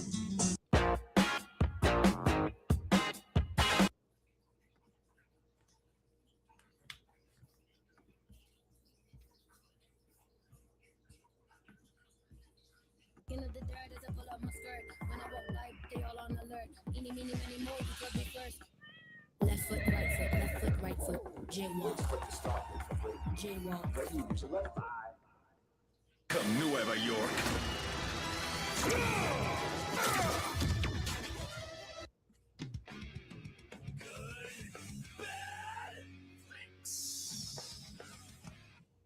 The Barbarians is a Yes. Now we can get back to the her. 1987 action-adventure film from director Ruggero Deodato. The movie opens with the Canon seal of quality. I miss those days. Here we see the aftermath of the World's Cup finals. A voiceover and some aggressive editing explains the backstory. Way back in time when sword and sorcery was still a thing, the world was in constant battle. That is, except for the traveling band of hippies, the Ragniks. They came about because the king of the world traded a mountain of gold for a magic ruby, which contained the power of music, laughter, and human kindness. The king of the world needed these things, so the Ragniks became the world's entertainers. This traveling Renaissance festival adopted 3 kids, 2 boys, Kuchek and Gore, and a girl named Kara. Shouldn't they wait for the caravan to stop before giving them tattoos? Emo Phillips! The Ragniks have been entertaining for decades, and now Queen Canary is the guardian of the ruby. Just then, up on a hill are some rejects from the Masters of the Universe movie. The entertainers fight back against the bad guys and seem to be doing a pretty good job. Okay, why does this peaceful caravan of jesters have a ballista? When Canary sees things going south, she gives the ruby to her assistant. Here. You know where to hide it. In my anus? He takes the ruby and his fluffy bath mat to hide away from the bad guys. Emo uses his crystal ball as a crystal bomb, which takes out 2 more of the baddies. Just call me Mr. Butterfingers. How does he eat with a face like that? Wow, these guys did pretty good. They fought off all the mercenaries and oh no. What was the point of the other ambush if they were just going to stop him here? Canary gets out to show him who's boss and then gets conked in the noggin. Ow! This magic helmet is just golden tinfoil with stuff glued to it. This is Kadar. He's evil.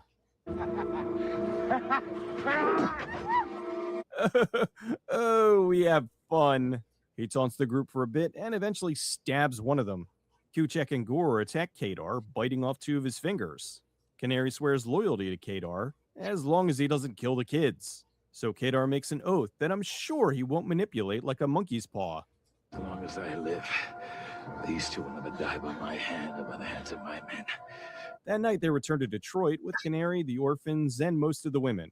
This right here is every 80s heavy metal video. Back in the main chamber, here's the world's most overly elaborate throne. This just feels like a way to show that he's an extreme jerk. In walks the sorceress China and her associate, the Dirt Master. Years later, they'll name a vacuum cleaner after him. From now on, I'm just going to refer to her as the sorceress because if I say the name they gave her in the movie, it's probably going to get this video flagged. She proceeds to deliver some high-tier overacting.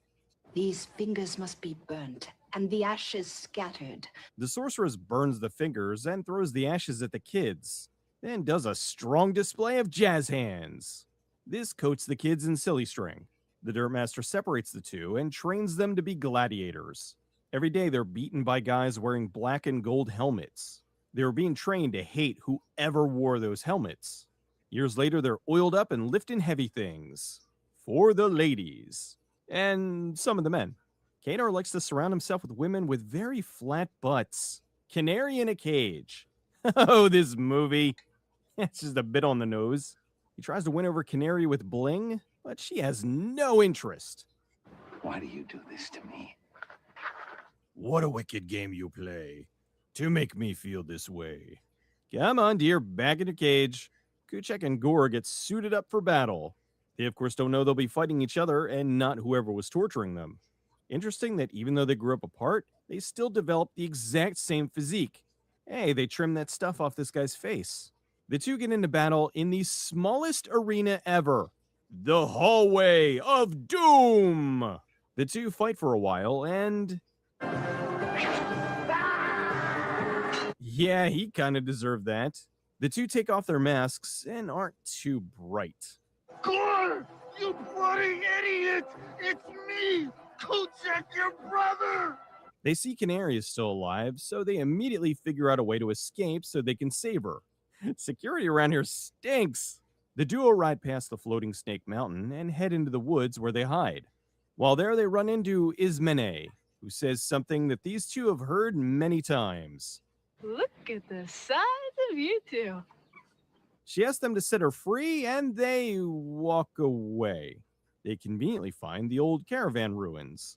Gore then describes every military first-person shooter. No music, no colors, nothing. The remaining Ragniks confront the barbarians. They become cruel after years of hiding in the woods without music. I don't know, I think it's a pretty fair trade-off if it prevents Post Malone. They try to explain who they are, but get trapped and ready to be hanged. How come these guys aged, but nobody else did? The one brother is hoisted off the ground and is too muscly for the rope. The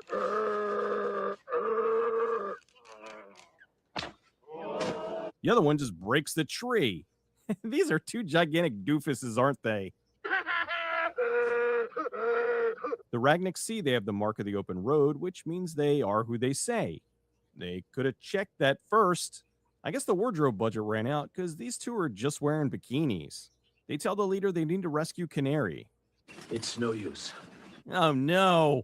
Every time I hear that, I get flashbacks. It's no use! Ismene tells them she can help them find weapons, so off they go on an adventure. They head to the Bucket of Blood Tavern, where the locals are enjoying live entertainment. Wait a minute. Are things like music and art lost because the ruby's hidden? They go to meet Jocko about weapons. George Eastman? This is about a year after Hands of Steel. He's going to challenge them to an arm wrestling match, isn't he? I knew it! The two go at it, and come on, Gore! Over the top! This, of course, starts a bar brawl. Geez, these two even need weapons? Ismene found a way to sneak into the castle. She takes them to a place where they have to move this giant styrofoam rock. They head into the harem and find Canary. She tells them where the ruby's hidden. They need to get it and return it to the beatniks. Of course, it's hidden in Lime Tree, the Forbidden Land, the most dangerous place ever, guarded by a dragon called Gravemaker. They need to go to the tomb of the ancient king to get the magic weapons to fight the dragon and recover the stone. They're just filming someone's D&D campaign, aren't they? On the way out, the duo gets pleasantly attacked by the harem. Oh, great. Now I know what it sounds like when Gore nuts. The next day, the trio heads out to find the tomb of the ancient king. Meanwhile, Canary gets a whipping. Kadar is not too happy the sorceress beat his prize, so he's going after her to see that she can't get the ruby. They pass through a waterfall and into the wasteland where they run into, furries. Inside the tomb, they find the weapons they need. Good thing, because then they get attacked by arms. How can you not like these two dorks?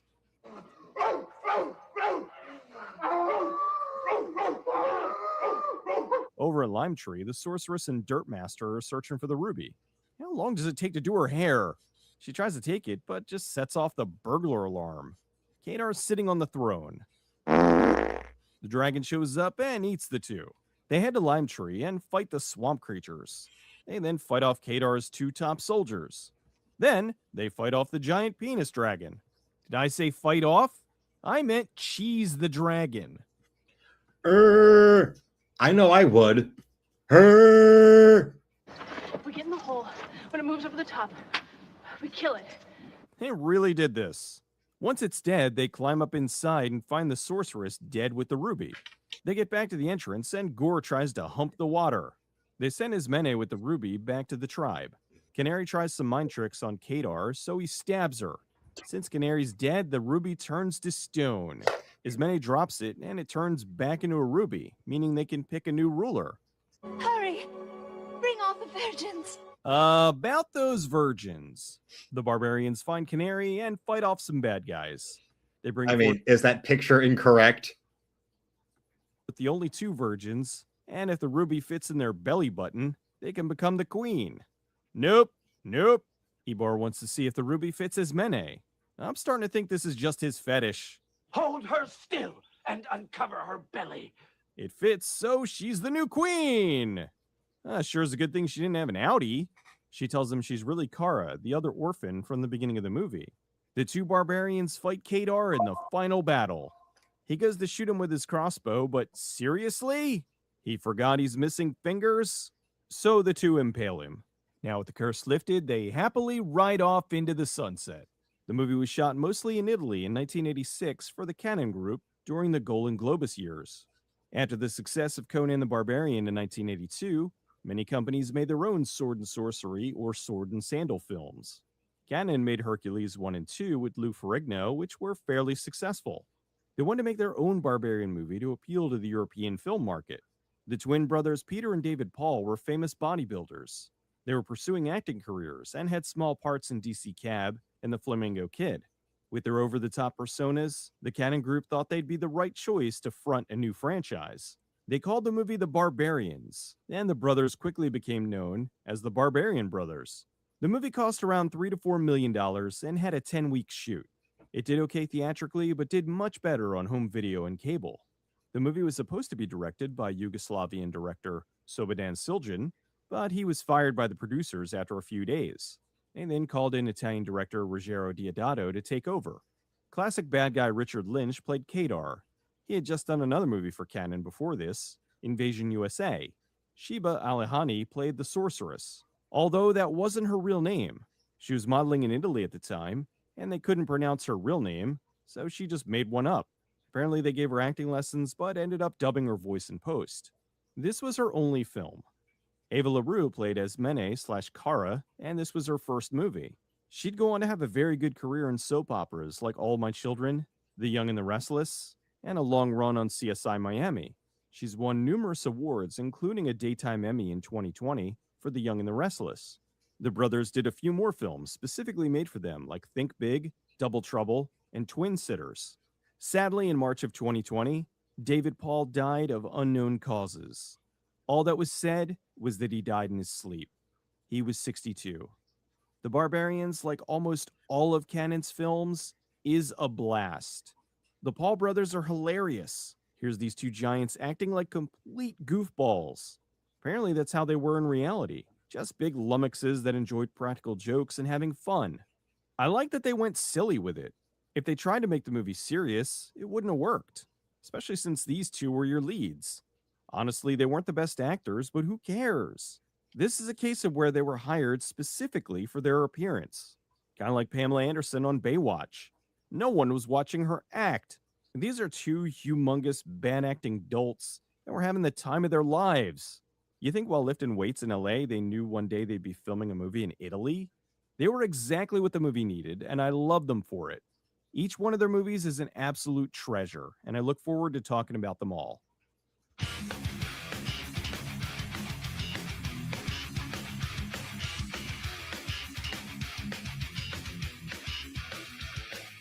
What's funny about the Barbarian Brothers are that they were these jacked monsters, and yet they got their money from being heirs to a candy bar fortune. Yes, the Barbarian Brothers, they were the twin brothers that I think it was like the Almond Joy like fortune is what their inheritance was.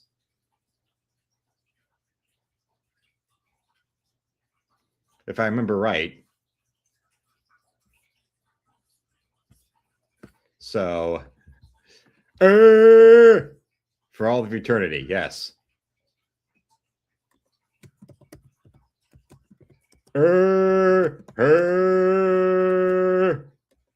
Everybody, let's all give a big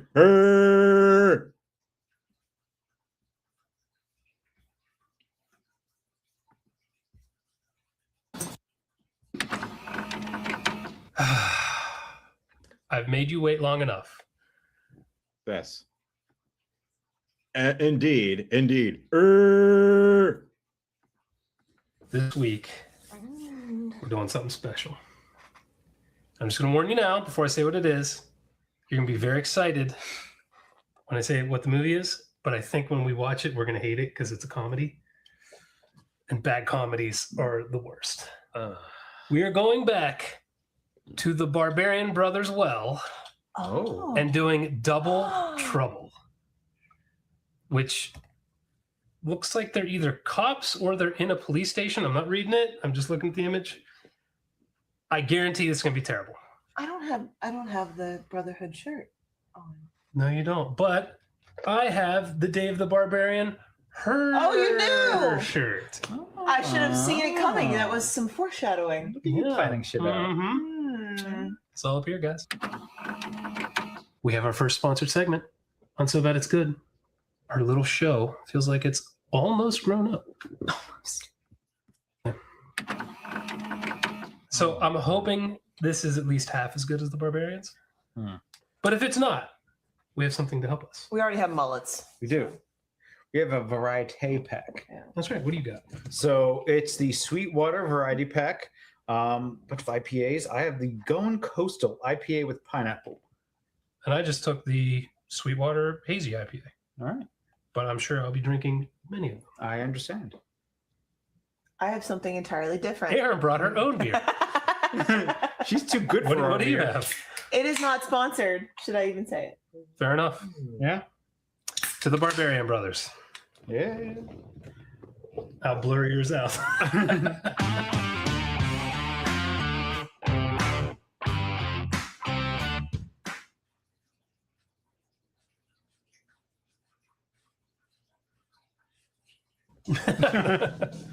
Oh, yeah. Is that stretched? Doesn't it look like the font is stretched? It's a wide ass Indeed. font, but the Barbarian This Brothers is- are wide ass boys. This is clearly LA. I mean, the fog is. Ugh. Oh, the Paul. The boys. Paul and David. The boys. I'm excited. And also, as a side note, don't you like them better as Paul brothers better than Logan and Jake? I'm taking a stand here and saying that yes, the world appreciates these guys as the Paul brothers better than Logan and Jake. Roddy McDowell, are you shitting me? Who's Roddy McDowell? He's a well-known actor who was apparently slumming it. Seriously, why is that so stretched? It's squished. I mean, everything else looks fine. Everything looks fine except it's an artistic choice, man. the font. James Doohan. He's Scotty on Star Trek. I was going to say, is that actually somebody? I was going to say that is familiar. I'm difficult on I've got Captain. Now imagine, Scotty on Star Trek then do that. Captain, hey, Captain.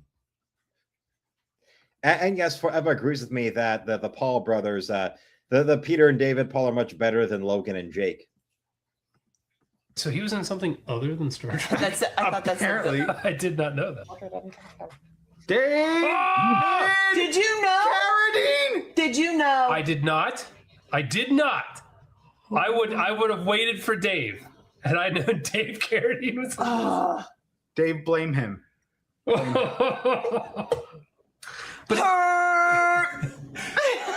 It did say and David Carradine, which is not a good sign. Mm-hmm. That means he's in it for like a scene, right?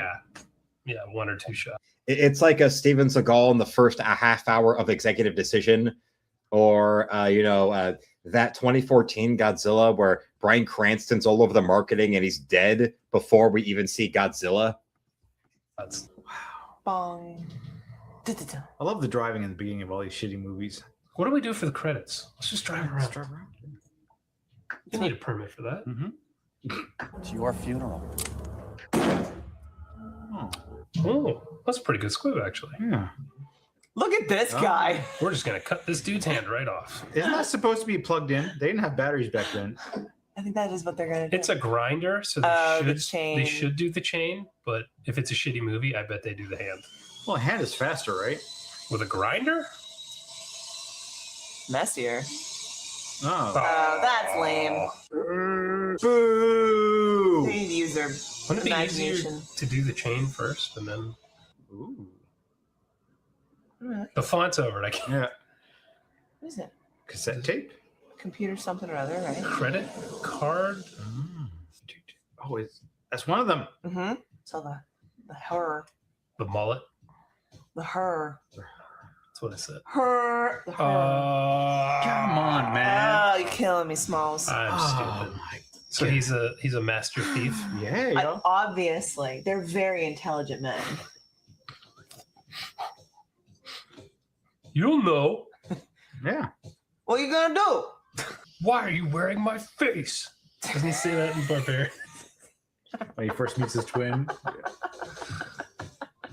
Oh, yeah, just diamonds out, of course. Somehow, the writer just really gave them lines they could deliver. And suppose you tell me what you're doing with my face.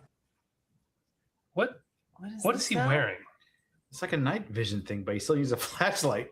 It looks like night vision, but then it is a glaring flashlight. Oh, it's the credit card thing. Yeah. Yes, good evening.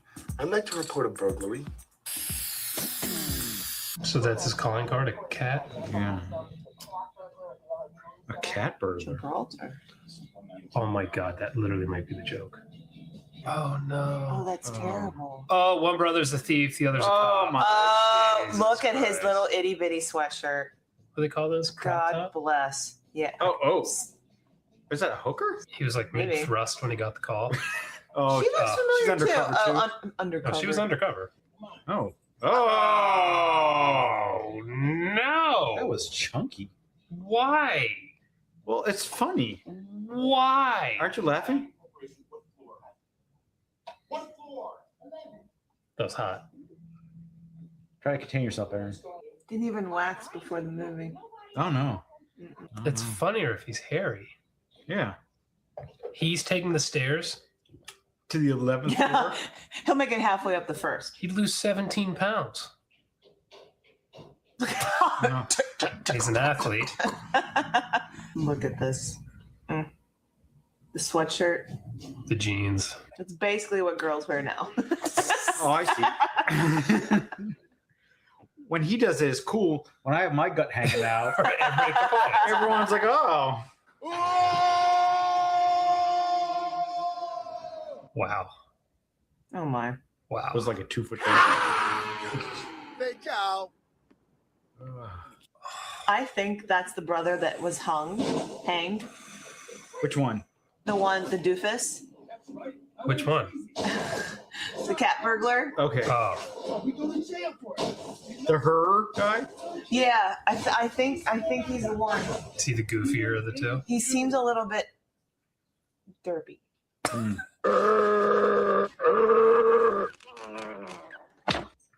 Oh my goodness. Outstanding outfit.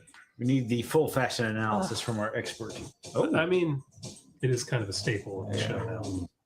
Oh, he can't type. Oh, Oh, 2 fingers two on fingers on the space. That's how you double space. Sign your name at the bottom. If it isn't too bad, I ain't typing no more. That sounds about right. How did he get to be a cop? Or an actor. Yeah. Or an actor. Arnold not being able to speak English was better than these two. His mullet is so sweet, though. Oh, they're firing? It's an empty box. Oh.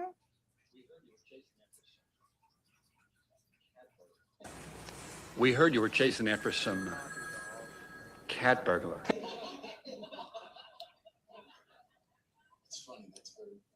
I told you. His cheeks are all filled I up. told you. My excitement level is plummeting, Jason. I told you I was worried. I told you. Oh my gosh, he looks like kind of like Arsenio Hall. I think you need to stop thinking you recognize everyone in this movie. I'm trying to make it better than it is. This was maybe. made for $8. And it all went to David Carradine. I'm waiting for Scotty to show up. Does she get naked? No. No? I don't think this is a naked kind of movie. You don't think? Is it being a comedy? True. I'm Okay. wondering. I didn't see what the rating was, Okay, but probably not. how did these guys get into movies? Literally, someone see them and they were like, "Oh my god, bodybuilding twins! We have to make movies with them." Yeah, I mean, somebody at the gym, maybe? Was Barbarians their first? I don't think so. I don't know. I don't think it is. Is. Were they independently wealthy and funded their own movies? Oh, Oh, the found a love interest. neighbor. Oh, She came out in her Whoa! robe. Yeah. Look at you. She was giving him the eye, too. did you see that eye? That was. The come hither eye. Rambo 3! What? Oh. I thought it was a picture of him. That is. I can't even. Oh, he was carrying This what's is it called? silly. Kitty litter. I thought he was going to put it in the sink. Garbage disposal. Baby I like how he stopped at the. Of course, it's baby food. Why would he have that? Are you being serious? It's a cat. Well, he stopped at the pet store to get kitty litter. Didn't buy pet food, but bought baby food. Why is he putting that in his sink? It needs a litter box. Yeah. Why didn't he buy a litter box when he was at the pet store? That wouldn't be as That's what I'm saying. He already made a stop. No, It's time to get a pump on. We're gonna mark it. One of these guys was. Oh, that's what it looks like cold, right? Wow. This is oddly. Oh, that's why she likes it. Where's her other hand? She is smoking a cigarette. Yeah, maybe she's already. She finished. She finished. What have I said before about women being hornier than men? The way she was just giving this random guy she seemingly has not talked to the come hither eyes, because she's there touching herself to the sound of him pumping iron, and then she lays back with a cigarette, wondering if it was good for him as it was for her. I would say yes, it was. What? That's a picture of himself. This is the thief. Other brother? Peter, do you ever tell the truth? Not if I can help it. Wow. So good. Wow. And that girl right there, you might remember her from if you remember the song Cherry Pie, the music video for it. Yeah, she was the blonde in the video with that band Warrant for their Cherry Pie video. Yeah, check it out. And also a two-parter of Married with Children, where the power goes out in their house, so they wind up just squatting in the supermarket. And she is this hot girl that Bundy keeps repeatedly going Google Gaga over and following her around the store. And he keeps just dropping things in the ground, saying she dropped them so she can bend down in her crop top and in her shorts to pick them up for him to enjoy. Not if I can help it. Wow. So good. So good. Wow. No, you're not. Please pop Was the he diamond out. Yep. I knew it. I do love the Andy Warhol portrait on the fireplace. What are you doing? Ooh. Oh, he's got to dig that out now. Oh, no. Oh. That's not a bad move. That's not a bad move. I'm with you on that. Oops. Don't. Oh. Are you telling me that no man has ever dropped something of value into your nether regions to have to retrieve it? I wouldn't tell. Oh. Interesting. Is Charlie okay? Charlie's dead. He's David Carradine. Maybe he's thinking. Damn. Wow. I'm serious. I thought it was David Carradine. Oh, I thought you meant because he's dead. No. Oh. No. It's like, Jesus, straight to it? I thought it was an off-color joke about the death of another human It wasn't a being. joke at all. Oh. What? Oh! You think she's okay? Hope so. Without What? extra chemicals. It's an odd hug. Oh my. It's an odd dude hug. Cry into my cleavage, guy. What is this?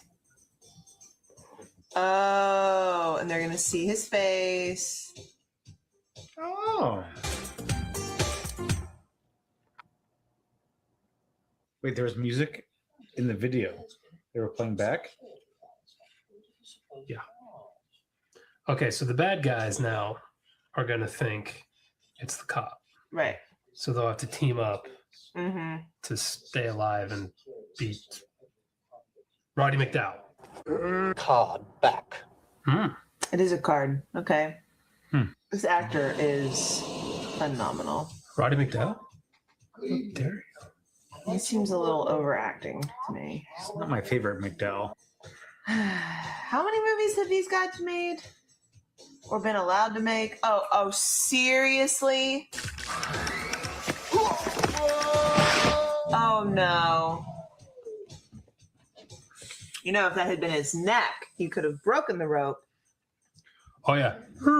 Yeah. Is he wearing the same sweater thing that he wore yesterday? Yes. Really loves the Raiders, the Las Vegas Raiders. Everybody, this is my brother.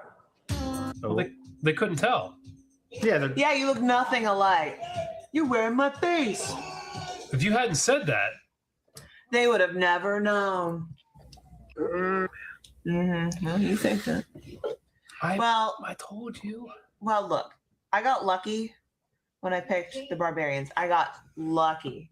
That was just everything I could have hoped for. Amazing. You know what the difference was? It's a canon film. Oh. This is MGM, isn't it? Oh. This is some bullshit. Oh, there's James Doohan. Sitting down. For you non-trekkies. I don't have the power. Yeah, there you go. Your new partner. No way. Yes way. Oh, mercy. The scary thing is I'm actually starting to be able to tell them apart. That's why we're sending Agent Regan along with you. Look forward to working with you, Dave.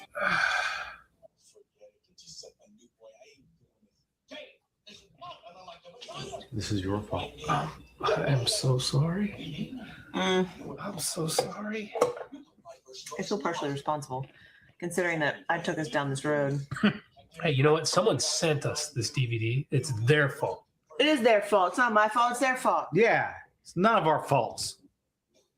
I I don't no. think that's how toilets work. What's happening? No. And Is he going to climb out of here? Because that will be hysterical. Thank God there's the biggest goddamn window ever. yeah, and you can't see over the stall. Or tell that he's speaking from not. Right, not on the ground.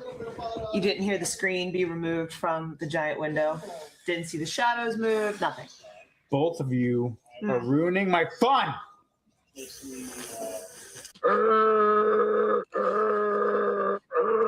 It's gonna be a long.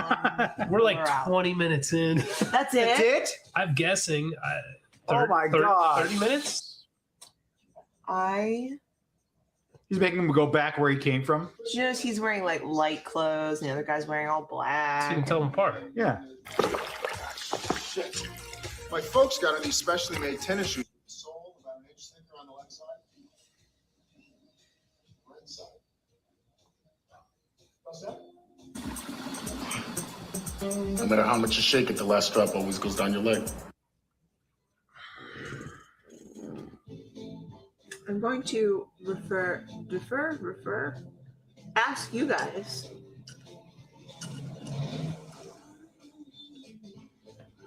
about that statement.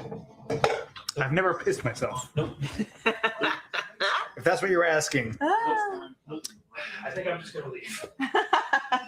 you better not. Yeah. We'll this is pause your it. fault. We'll pause it.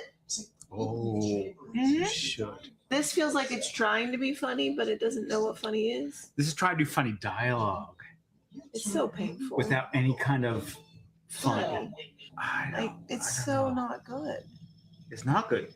Right now, the Sobatometer is like, It's not even on. no, Like, it's just not even trying. no. Oh, it got good. It got good, Jason. No one's naked.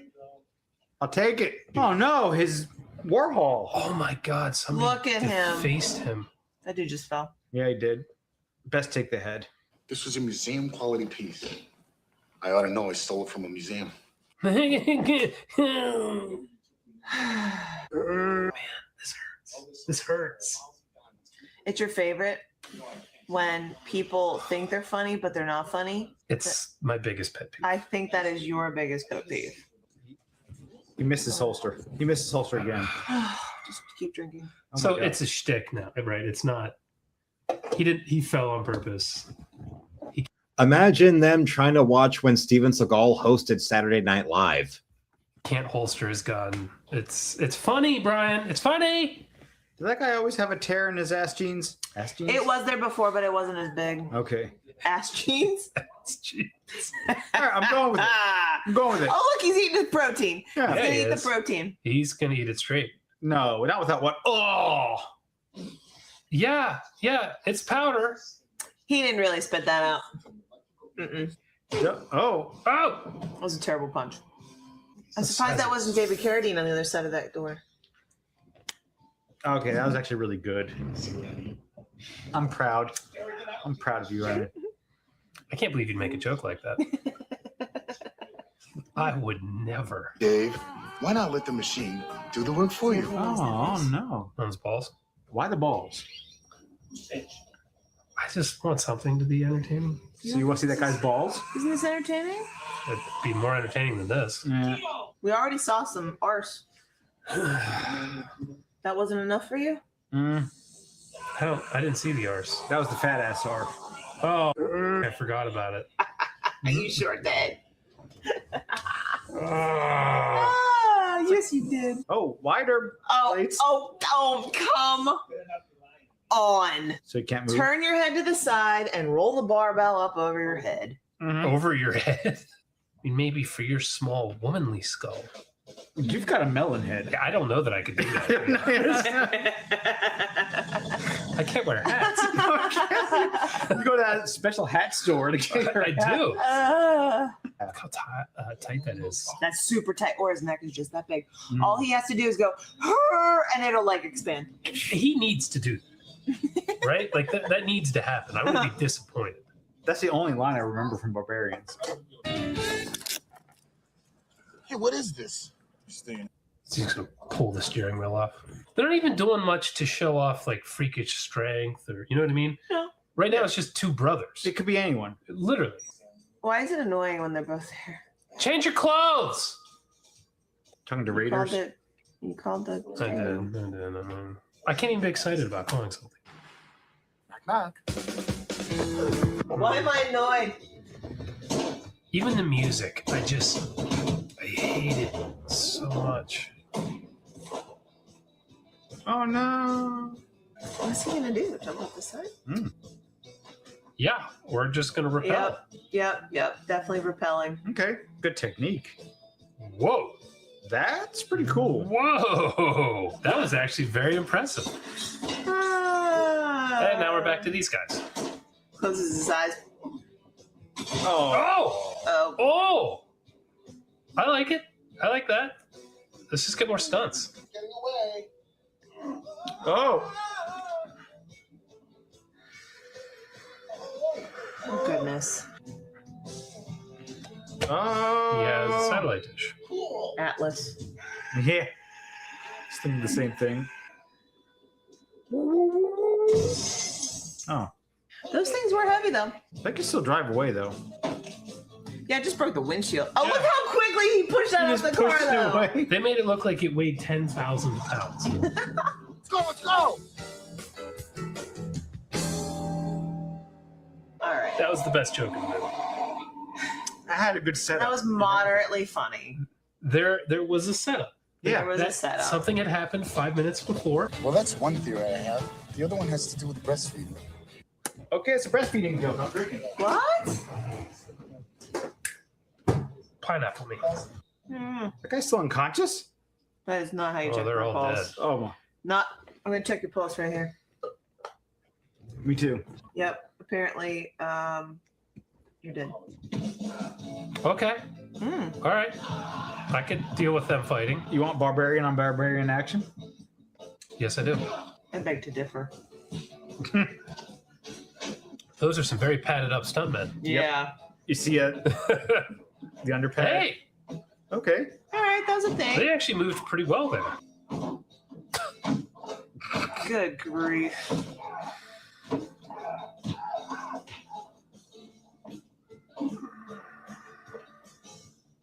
Maybe after this fight, he'll change his clothes. A China shop.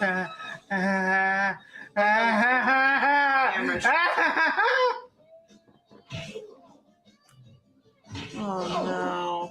You could maybe start to compare this to what's that movie where they fight in the alley? They live. They Live. Don't you dare. You know? Don't you get out. You chose this one. Yeah. You should get out. Yeah. No. You'll just stay. I was going to say, Stay. okay, You're staying. please don't punish me so. Don't you ever swallow? You know, we get comments occasionally that ask why we don't do comedies.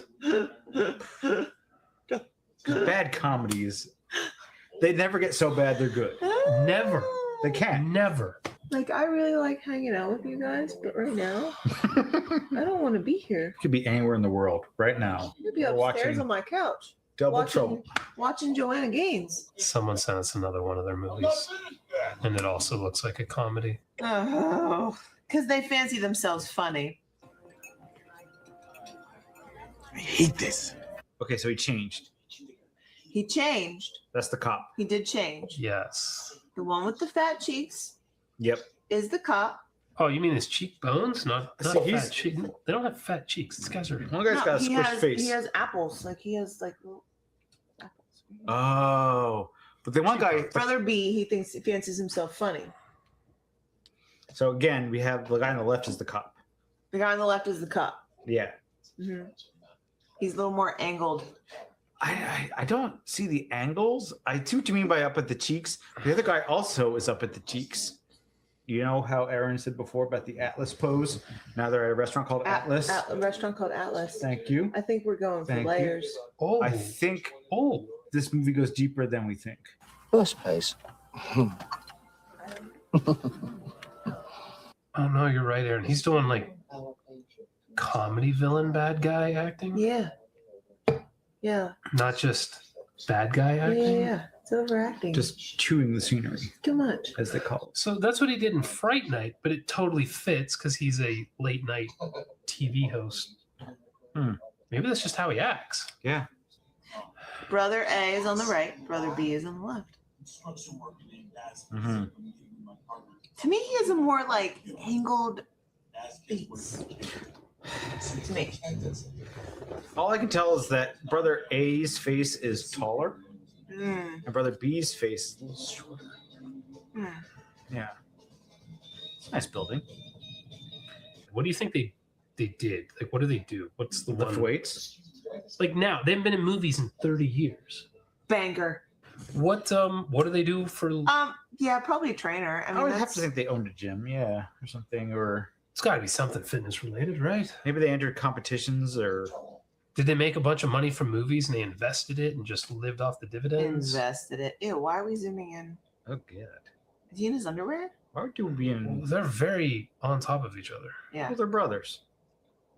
Yeah, I've been in the hot tub with my brother Oh my! many times, And never kind of like overlapping. have you tried it? This is a warning, councilman. I know you're dirty. We know all about you. Please don't leave me.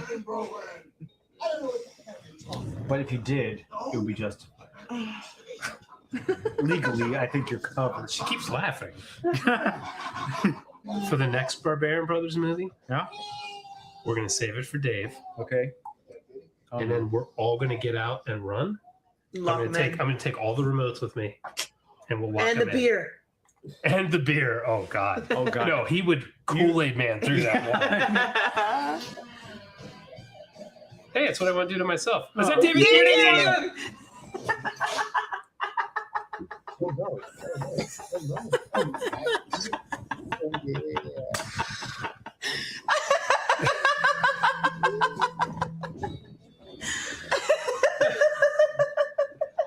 Hey, we got something funny on this episode.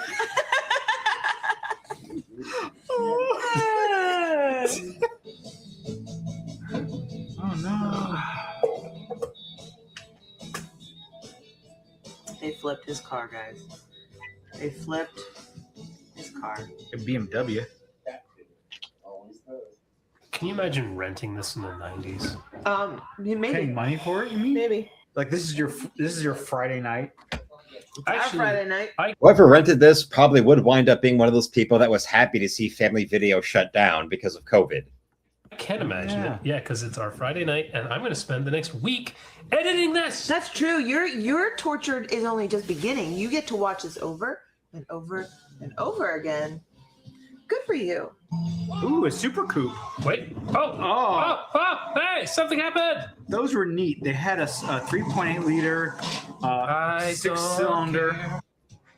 Oh yeah, the credit card. We still don't know what that does, right? Looks like a bottle opener.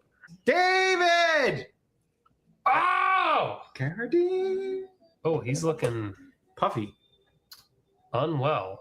Well, this would have been, we say around 90? Something like that. This is when he was deep into. Oh, that's not what I thought it was going to be. Here's the thing, though. Even old and heavy and probably drunk David Carradine, the voice, he could still act. Right? He could still act. I'm thinking about pretending to go piss again just so I don't have to watch this. I actually have to. You should just. Yeah, what are you waiting for? But I didn't want to miss. Run. Because you both always get up in the middle of important stuff to go pee. What could literally happen right I didn't want to be that person. Put your arms up. Wow. Why do they have the giant man burger? I don't think Aaron's coming back. If she's smart. And I don't mean to the movie. If she's smart. Is it over? No. Oh, I guess I should have peed longer. I just said I wouldn't be surprised if he didn't come back. Oh goodness. Oh my. Where did That's the funniest part so Where'd that far. come from? Ooh. Oh. Now there's some fucking stunt driving right there, baby. Ooh. That was interesting. That was awesome. That was interesting. That was barely under control. And he has a vacuum cleaner. There are four. It's literally a vacuum cleaner. Mm-hmm. They're gonna suck up the diamonds. There you go. This movie's sucking up my soul. Have fun stealing the diamonds. Huh.